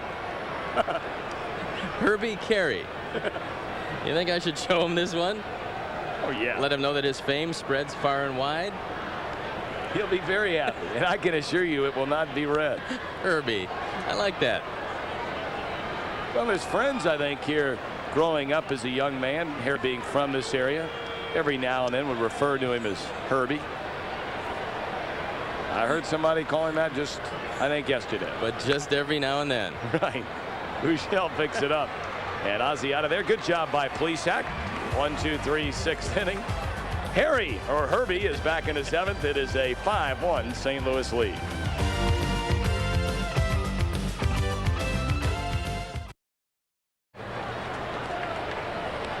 Hello again, everybody. Harry Carey with Steve Stone and Tom Brenneman as we go in the top of the 7th. Sandberg leading it off. Cubs trail 5-1. Bob Tewksbury hasn't walked a man. He hasn't reached a 3-ball count. There's a high drive, left field, should be caught. Will be. Hey, he drops the ball. Bernard Gilkey drops the ball, a routine easy fly ball in short left field. Well, as you can imagine, Ryne Sandberg thought the ball was going to be caught because otherwise you're standing on second base right now, and Rhino is standing on first. But who to believe that Gilkey would drop this one? And that shows you, all you young players out there, that even the pros, when they have a lack of concentration, even for an instant, they will make a mistake. It also teaches you youngsters always catch the ball with 2 hands. Here now is Derek May. There's a high pop fly. Who knows what might happen? Here's Witten coming in. Makes the catch. I thought for a moment he might overrun the ball. He was really tearing in from right field. He has to put on the brakes, and Mark Witten there to make the catch. Actually, it was right at second baseman Geronimo Pena, but Witten just ran him off the play. Witten's a pretty good-looking ball player. A lot of speed, great arm. Big guy, switch hitter, who hasn't hit a whole lot, though. Here's Bouchel, who's had his own troubles. There's a drive in the left center field, way back near the wall. Yo, it's a home run. And this is a 5-3 ball game. Bouchel got it over the left center field wall. And Langford leaped up on the wall trying to reach the ball, but couldn't. Holy cow. Bouchel snaps out of a slump with his 4th home run of the year, and now the Cubs are only 2 runs behind. Bouchel has now driven in 17, and he takes it to one of the deepest parts of left center. He hit this ball around 400 feet. Gets a fastball out over the plate, and for a while Langford thought he had a shot. He goes up as high as he can get up, but the ball winds up in the flowers, and the Cubs have cut the lead to 2, and the bullpen now up and going for St. Louis. Here's Sosa now. Swings hard, and he fouls the pitch off. Montgomery Ward donates $200 to Cubs Care for the blast off the bat of Steve Bouchel. Sosa in this series is 1 out of 10. Les Lancaster is down to the bullpen for the Cardinals, and also the left-hander warming up. Rob Murphy, the man who had such a tough time yesterday, is loosening up again. 1 out, 2 in. The Cubs trailing by 2. We're only in the top of the 7th. High fastball. Sosa is fanned once tonight, fanned twice last night. The pitch. Line. Oh, what a play by Zeal. Todd Zeal leaped high and made a one-handed stab of Sosa's line drive. This was going to be 2 bases if it got down the line, and Sammy Sosa hit it hard, but Zeal right there to make the play, and he timed his leap perfectly. Sammy thinks he's got a double, but then he looks up and sees Zeal at the top of his leap come down with the ball. Well hit ball by Sosa. He got a curve ball down, and the Cubs now starting to hit the ball with authority against Tewksbury. Now the pitch, a slow curve in there, a strike call. Kansas City still leads Oakland 1-0 in the 8th. Seattle leading Texas 4-2 in the 8th. Detroit beat Milwaukee 6-2. Curveball, he started to swing. Did he go around? They appeal? No. 2 balls and a strike. Tewksbury had only given up 1 home run all year coming into tonight. He's given up 2 to the Cubs, who pounded the Cardinals staff last year. Swings and he misses. 2 balls, 2 strikes. Dwight Smith hit his 5th homer and Buechele his 4th. Line shot, base hit. Wilkins line to signal to right. And that will bring up Candy Maldonado, who'll be batting for Plesac. Well, Maldonado might have a shot at hitting Bob Tewksbury, who does not throw particularly hard. Candy will hit the left-handers, and he'll hit some of the right-handers that don't have the big fastball. And Joe Coleman now trotting out to talk with Tewksbury. It's doubtful if Tewksbury has seen Maldonado, and so he's going to give him the scouting report.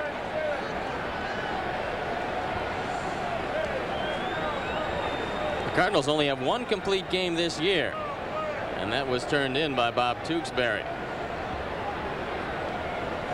So it's going to be Chuck McElroy who comes into the game, and the Cubs hoping to get at least 1 more here in the 7th and make it a very interesting 8th and 9th.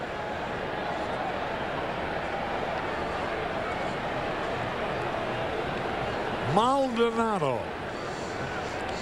hitting only 161, but he's had 2 homers, 7 RBI. He's nothing out of 7 as a pinch hitter. Ground ball in the center field, a base hit off of Geronimo's glove. Here he's trying now for second base. Wild throw. And the tying runs are at second and third for Dwight Smith. And the Cardinal fans now are getting worried, and for the first time you can hear the Chicago Cub fans roaring. Here's a slider out over the plate, and we told you Maldonado would have a good swing, and he did. And when it hit off the glove of Pena, that's when Maldonado thought about a double, and that's what he wound up with as the ball gets away. But heads up play by Tewksbury. He's backing up on the play. Otherwise, this ball goes into the dugout, and the Cubs might have tied the game on the errant throw. Here's Dwight Smith, who started the scoring with a homer in the 6th. Fastball inside. 1 ball, no strikes. Tewksbury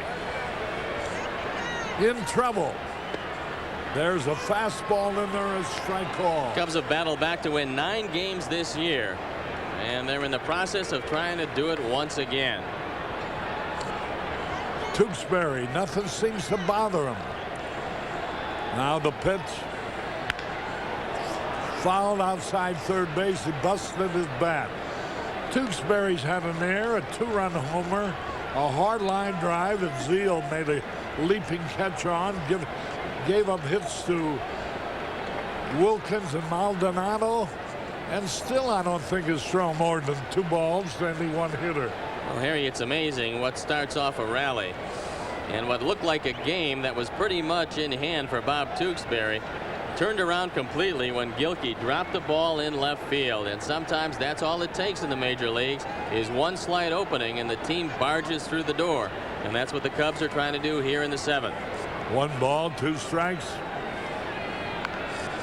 Fouled it off again. You know, Smitty started the scoring with a home run in the 6th. And the Cubs then trail 5-1. Now it's 5-3. The Cubs have got to win this one because Philadelphia, leading 9-3 in the 9th, look like they're going to subdue Montreal. There is a high fly ball to Gilkey, and that ends the inning. However, the Cubs scored 2 runs on 3 hits, 1 error. They leave 2. We go in the bottom of the 7th, 5-3 St. Louis.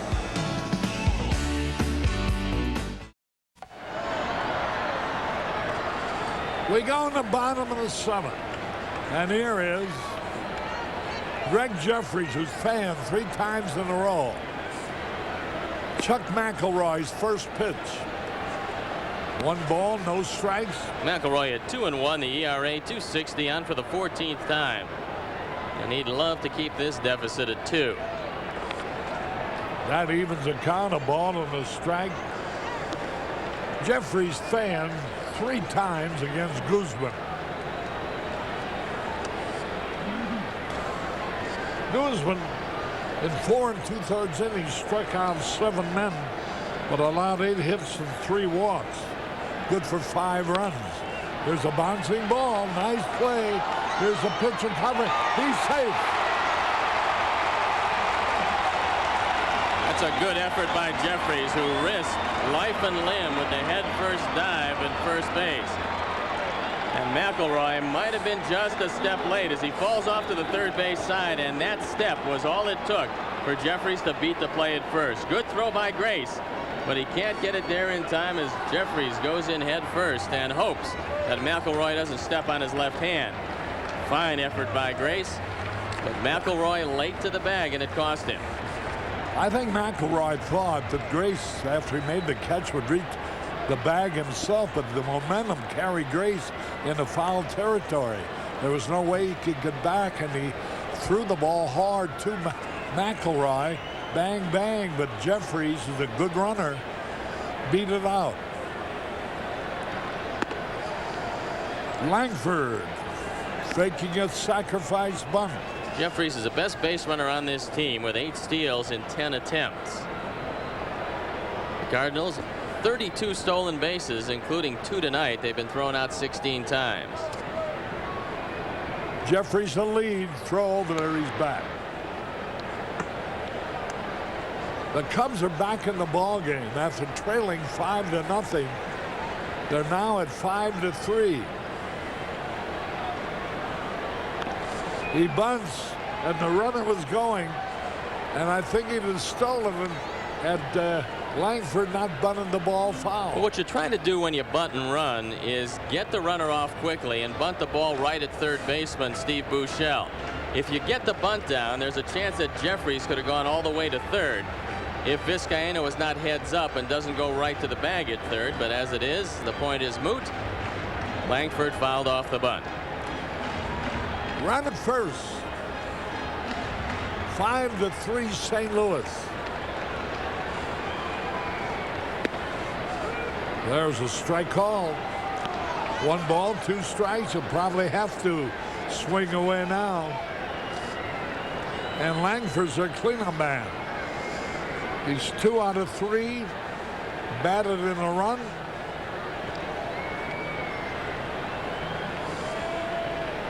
And scored a couple.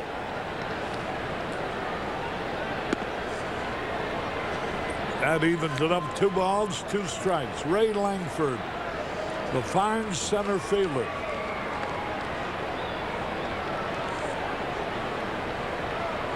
The Phillies wallop Montreal 9-3 tonight. McElroy does not have a particularly good move to first, but if he is hiding something, he best use it here to Jeffries, because odds are he's going to be going. Got a good lead.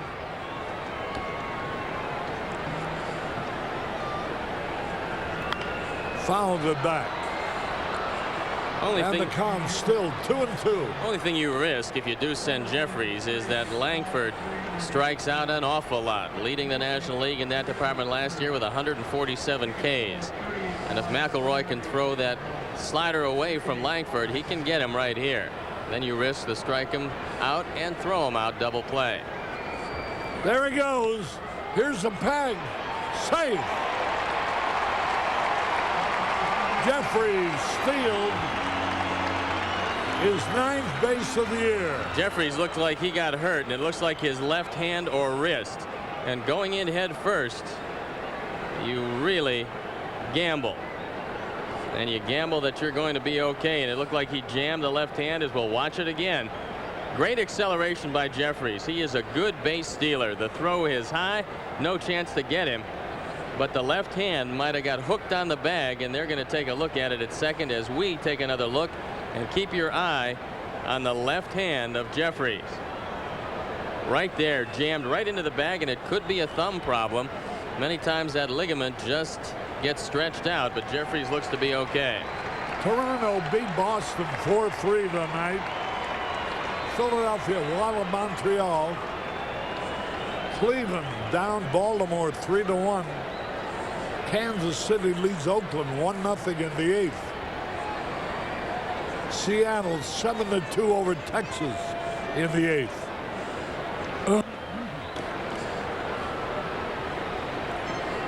And there goes Wilkins out to Todd, to Chuck McElroy. Nobody out.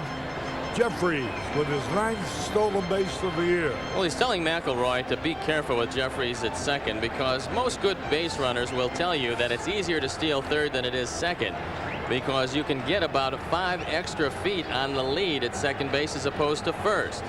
So unless you're careful, unless you look back a few times, good base runner is going to take off. 3 balls, 2 strikes.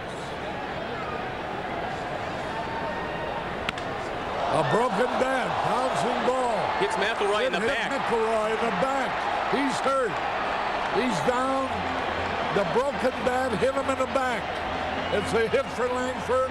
Runners are at first and third, but the important matter now is Chuck McElroy. Might have got him in the back of the head, Harry, and I don't believe I've ever seen this. The bat came twirling out, and it might have hit him right in the back of the head. Watch it again. And McElroy trying to get out of the way as it hit him right in the back of the head. And what a freakish play that is. Let's hope Chuck is okay, because he was shaken up. John Fierro talking to him. Runners are at first and third.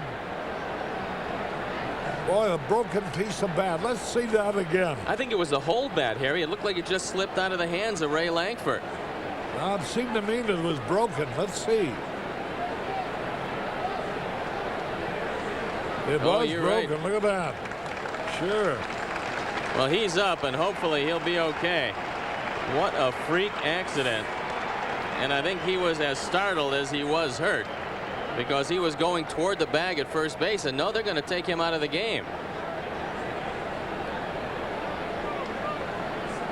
And it looks like Heathcliff Slocum will be coming in. With runners at first and third and nobody out. And McElroy is walking off the field under his own power. They're just playing it safe. John Fierro walking off with them.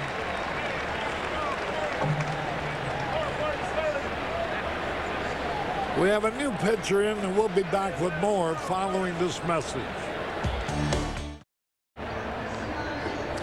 Heathcliff Slocum comes in, and he inherits a situation where runners are at first and third and nobody out. And Mark Whitten will be the hitter. And Slocum, as you know, will have as long as he wants to warm up. Not the usual 8 pitches, because he's leaving because of an injury. Although Slocum was pretty well loosened up in the bullpen, apparently he's not going to take a great deal of time. And we'll get a report on Chuck McElroy just as soon as it's available. So Slocum comes into this one 1-0, a 3.0 ERA, on for the 7th time.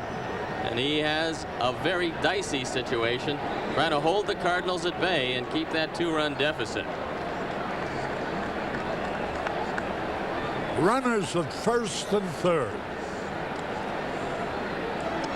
McElroy hitting them back with a broken bat flying through the air. He was facing second base to see if a play had been made. When the bat came down, hit him in the back, probably grazed off his head, too. And that was a highlight that you'll see in everybody's plays of the week and highlights all throughout the season. Fastball is high. 1 ball, no strikes. Runners first and third, infield back. And the outfield deep. The Cardinals with 10 hits tonight.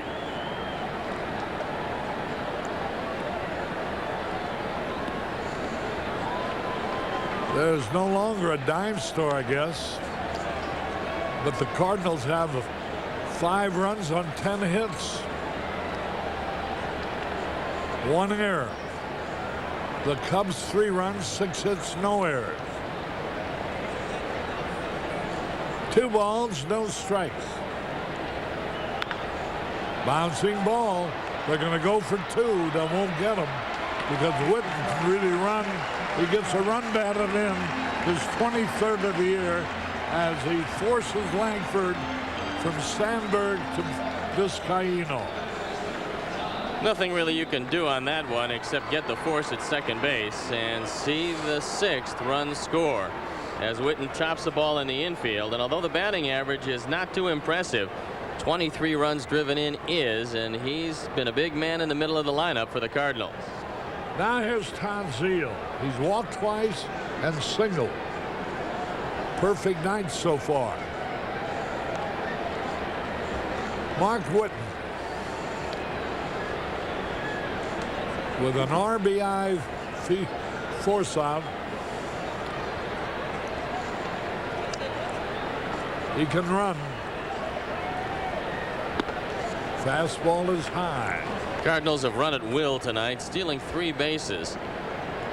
Not really the fault of Rick Wilkins, as the jumps the Cardinal runners are getting have been on the pitching staff. And Whitten has stolen 3 bases, but he's been gunned down 4 times. 1 ball, no strikes, 1 out. A slider in there for a strike call. Bucky Dent coaching at third base. Collins at first. 1 ball, 1 strike. 6-3 Redbirds. A little bit low. 2 balls and the strike. Zeile looking at Bucky Dent, who goes through a series of signs.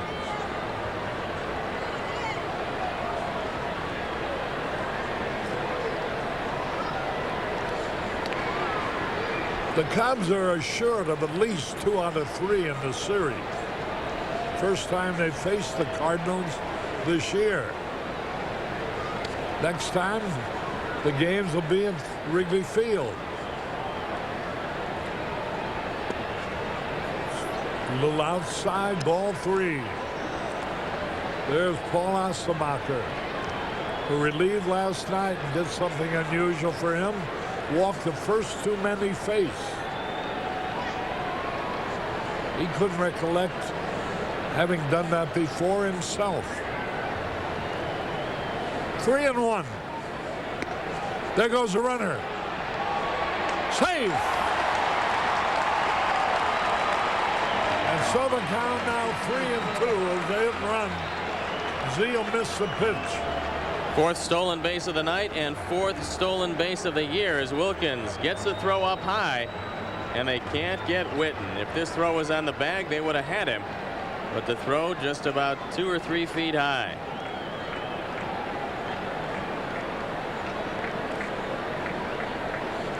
The tag was on his hip and his hand was in touching the bag. This is the kind of Cardinal baseball that the Cubs are familiar with over the years, but that the Cardinals did not play in the first 2 games of this series. Just keep on running and put together a lot of singles and an occasional double. And that's how the Cardinals usually win games. 3 balls, 2 strikes.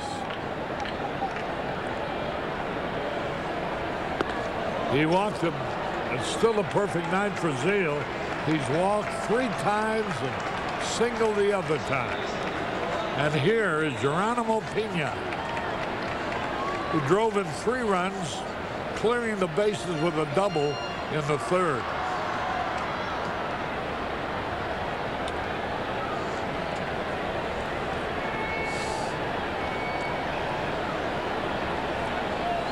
Heathcliff Slocum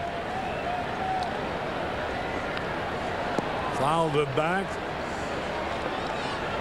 Slocum is appearing in his 7th game. He's won 1, lost none, no save.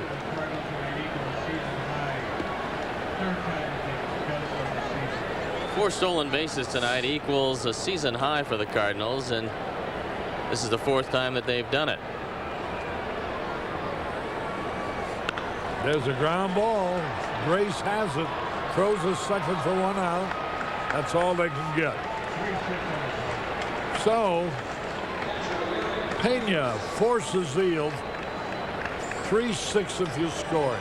Zeal went in pretty hard at second base, and if Vizcaino had any thought of a double play, Zeal took that thought out of his mind. But Pena, who gets down the line in a hurry, as you see this slide, trying to cut the legs out from under Vizcaino, but it's a clean slide because the hand of Zeal was going for the bag at second, and you're allowed to do that. 2 men are out. Runners first and third. 1 run home. Cardinals lead 6-3. Eric Pappas.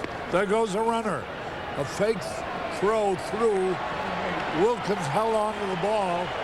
So Pena steals second without a play. That's the 8th stolen base for Pena, who's been thrown out 4 times, but nobody's covering. And the fake throw by Wilkins doesn't fool anybody. 1 strike and nothing.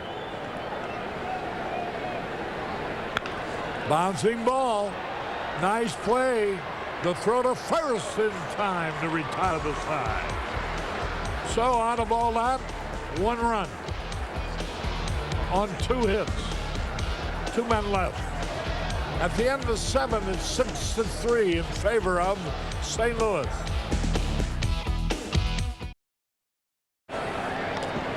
Harry Carey back to the ballpark. Bob Murphy now pitching for the Cardinals. And Ron Brewer is playing first base, replacing Greg Jeffries. Could be that Jeffries did hurt his hand when he slid into second, so Rob Murphy comes into the game as you look at Lee Smith getting ready in case Murphy needs some help. Murphy 1-4 was the loser in last night's game, on for the 19th time. And he came on, faced 2 hitters, gave up 2 hits and 2 runs, and he was the loser. Vizcaino leads it off, hitting right-handed, being a switch hitter. He's nothing out of 3 tonight. The Cardinals have a 3-run lead. 1 ball, no strikes. Murphy was the loser.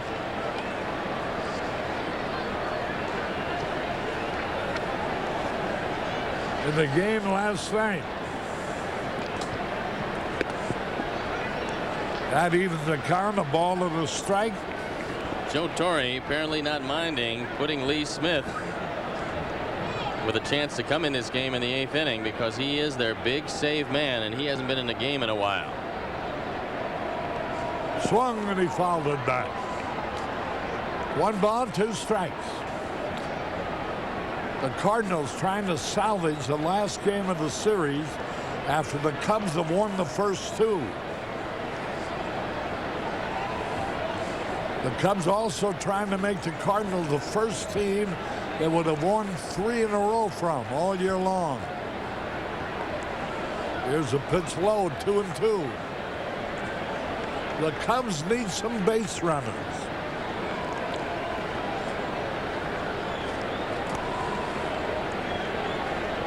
Two balls, 2 strikes.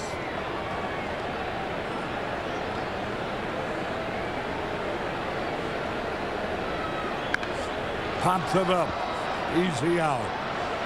Geronimo Pena makes the catch. 1 away. Here's Grace with 1 out of 3.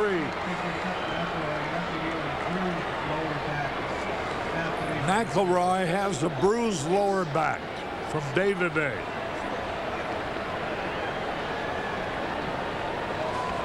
He was charged with the 1 run they got in the 7th.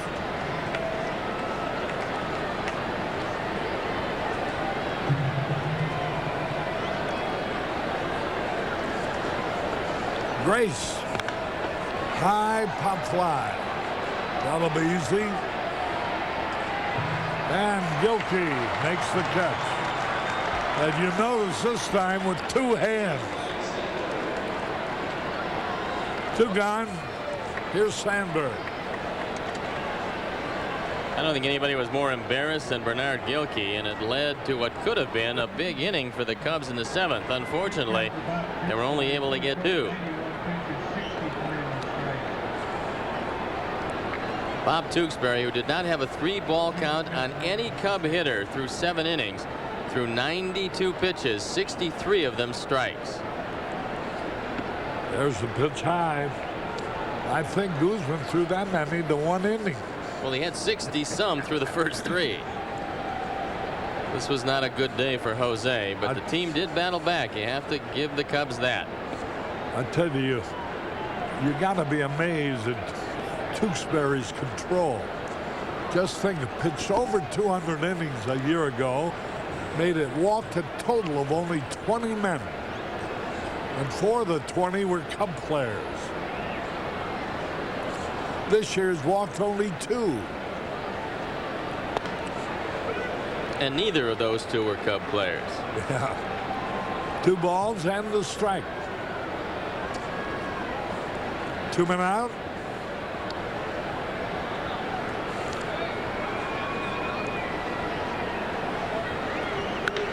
There's a drive, left center field, going to be caught. Langford is there. Sandberg hit the ball on the nose, but out. 1, 2, 3. We go in the bottom of the 8th. Cardinals leading 6-3.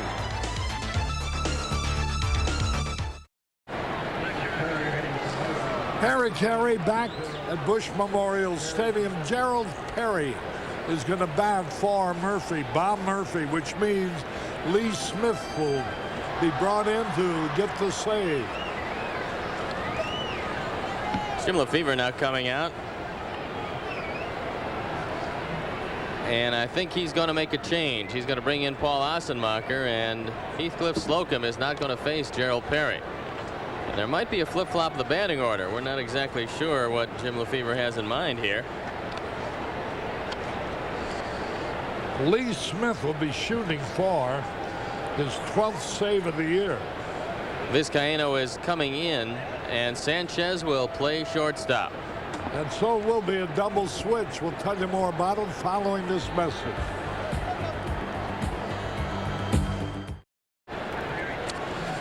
We have Stan Royer now batting for Gerald Perry as Paul Ossenmacher makes the first pitch low, ball 1. Ray Sanchez is playing shortstop. He'll bat 9th. Ossenmacher will bat in Vizcaíno's place. Royer, a good-looking right-hand hitter. Ossenmacher came in last night, and he walked the only 2 men he faced. He comes in tonight facing Royer, who's hitting just 167 this year. Outfield straight away and fairly deep, respecting the power of Royer. Swung and he missed. Royer's hitting 167 with 1 out of 6.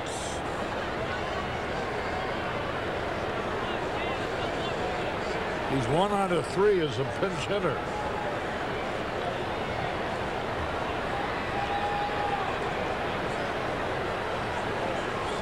That evens the count. 2 balls, 2 strikes. Let's pause for identification. This is WGN-TV Chicago, America's #1 sports station.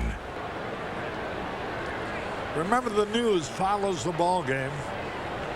2 balls, 2 strikes.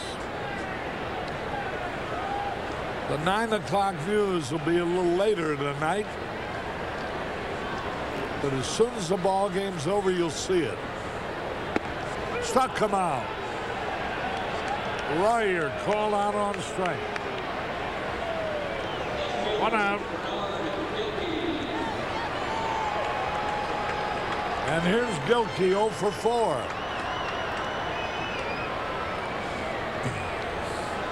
Gilkey's hit the ball hard twice, but he's got nothing to show for it. One time Derek May made a fine catch. Gilkey in the series is 3 out of 12. 0 for 4 tonight. Curveball in there, a ball and a strike.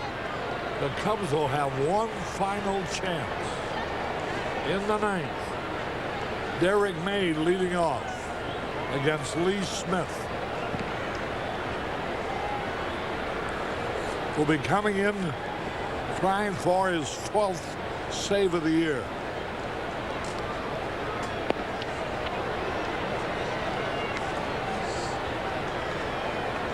Two balls, two strikes.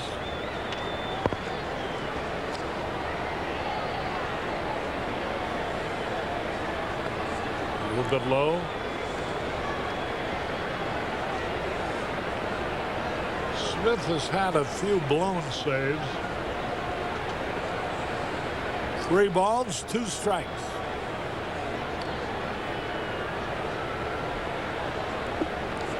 We're in the bottom of the 8th.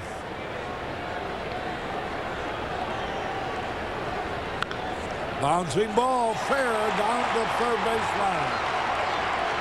And here goes Gilkey on his way to second base with a double. Gilkey double down the third base line. 8th double of the year for Bernard Gilkey. Past the diving Steve Buechele. Buechele thought he might have had a chance to keep this ball in the infield, but the ball on the spongy surface hops over his glove. Fine effort by Buechele, but he can't come up with it, and Gilkey does have great speed. You can see Jeffrey Kellogg motioning fair all the way, and Assenmacher now in some trouble. Ozzie Smith.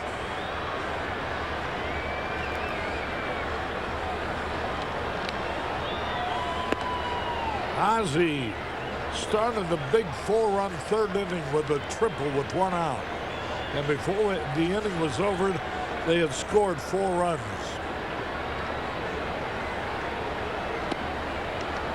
Ball 2.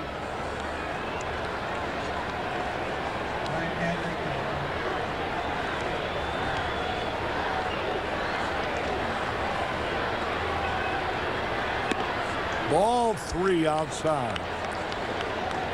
The Phillies have already won their ball game. They're now 17 games above 500, 28-11.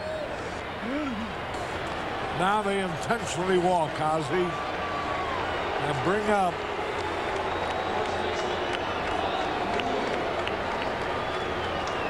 Rod Brewer, who was put in the game replacing Jeffries, who might have hurt his hand on his slide into second. Brewer, who is a decent hitter and came through with a pinch hit last night, does not have the bat speed of Jeffries.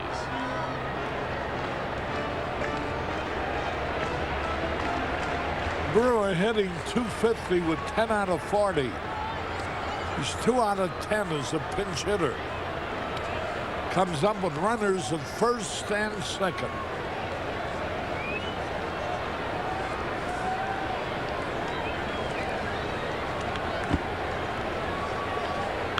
A high pop foul out of play into the stand. Montreal will move 6.5 games in back of Philadelphia with the Philly win tonight.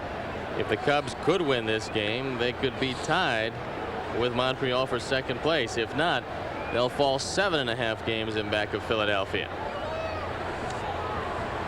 Brewer, a Florida boy. He bunts foul. 0-2 the count. He's from Zelwood, Florida. That's where he lives. Big guy, 6'3", 220, 27 years old.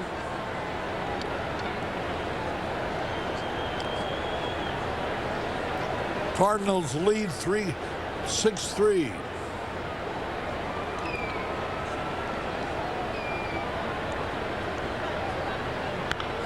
There's a nice play by Sanchez. They turn it into a double play. How about that? Sanchez to Sandberg to Grace. A beautiful play by Sanchez.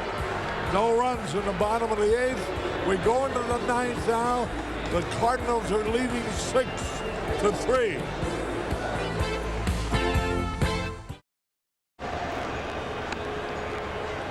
What an outstanding double play. 6-4-3, and watch Sanchez. Good turn by Sandberg right here, and the Cubs turn 2.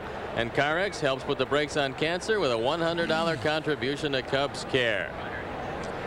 Well, here we go. Top of the ninth. Do or die. The Cubs trailing 6-3. Derek May will face Lee Smith. Smitty. Pretty impressive numbers on the big guy, who's throwing more and more sliders with every passing year. It used to be just heat from Lee Smith, but now you have to contend with a good hard slider.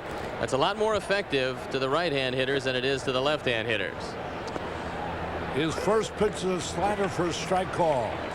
Smitty, that had never won in 1984 the division title without this big guy, but he had a bad playoff.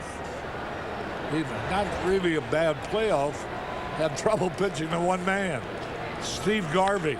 There goes a drive to left that's going to be caught by Gilkey.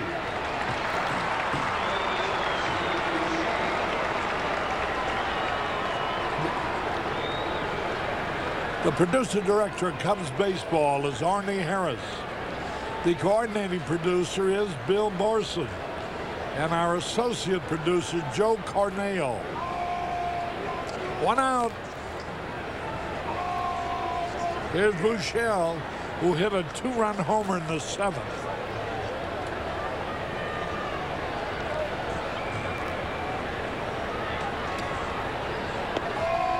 Tewksbury.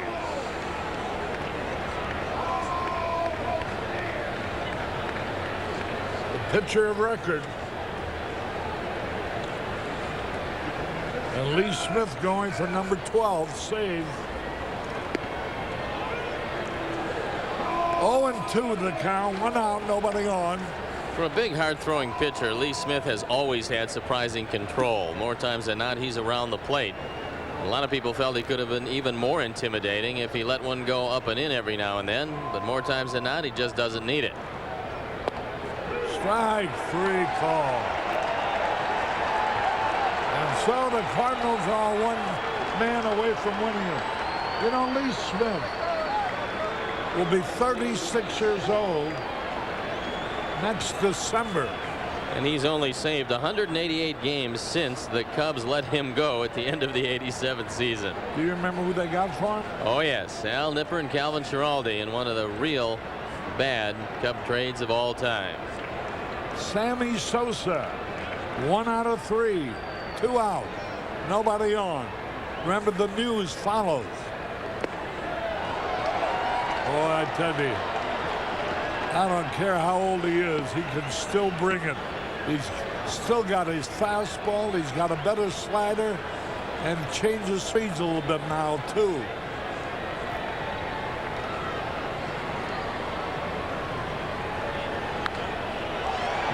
He fouls it off. Lee Smith was born in Jamestown, Louisiana.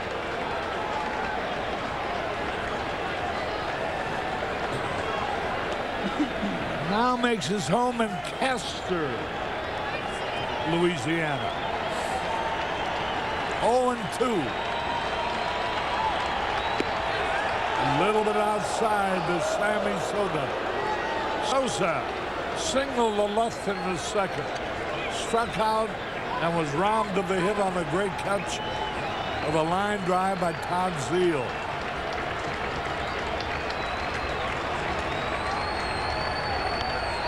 High pop foul out of play, and the Cubs are still alive, although trailing by 3.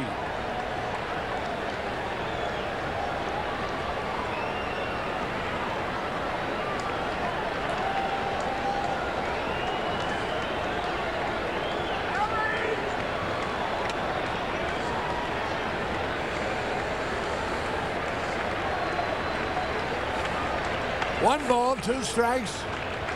Tomorrow night we'll greet you from Florida. Bounces in front of the plate, 2-2.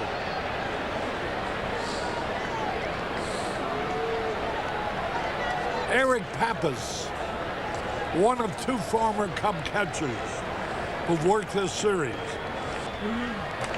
Hector Villanueva yesterday, the first 2 games, And tonight, Eric Pappas, who's a Chicago boy.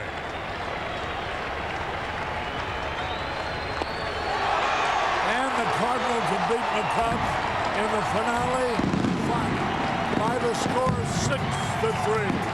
Smitty strikes out Sosa to end the game. We'll be back with more in a moment.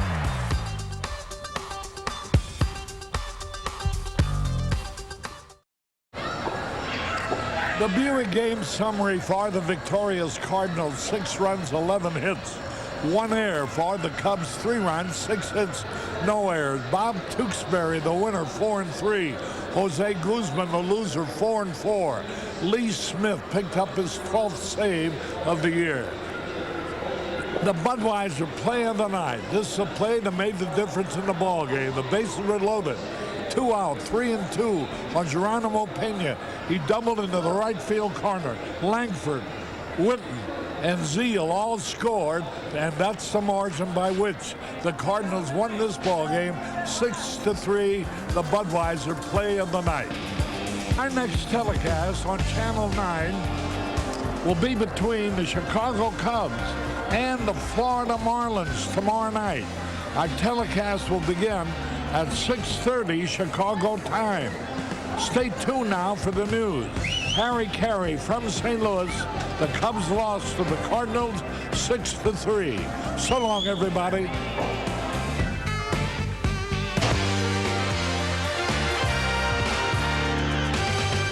Chicago Cubs baseball on Channel 9. The Cubs are brought to you by Bud Light. If you want great taste that won't fill you up and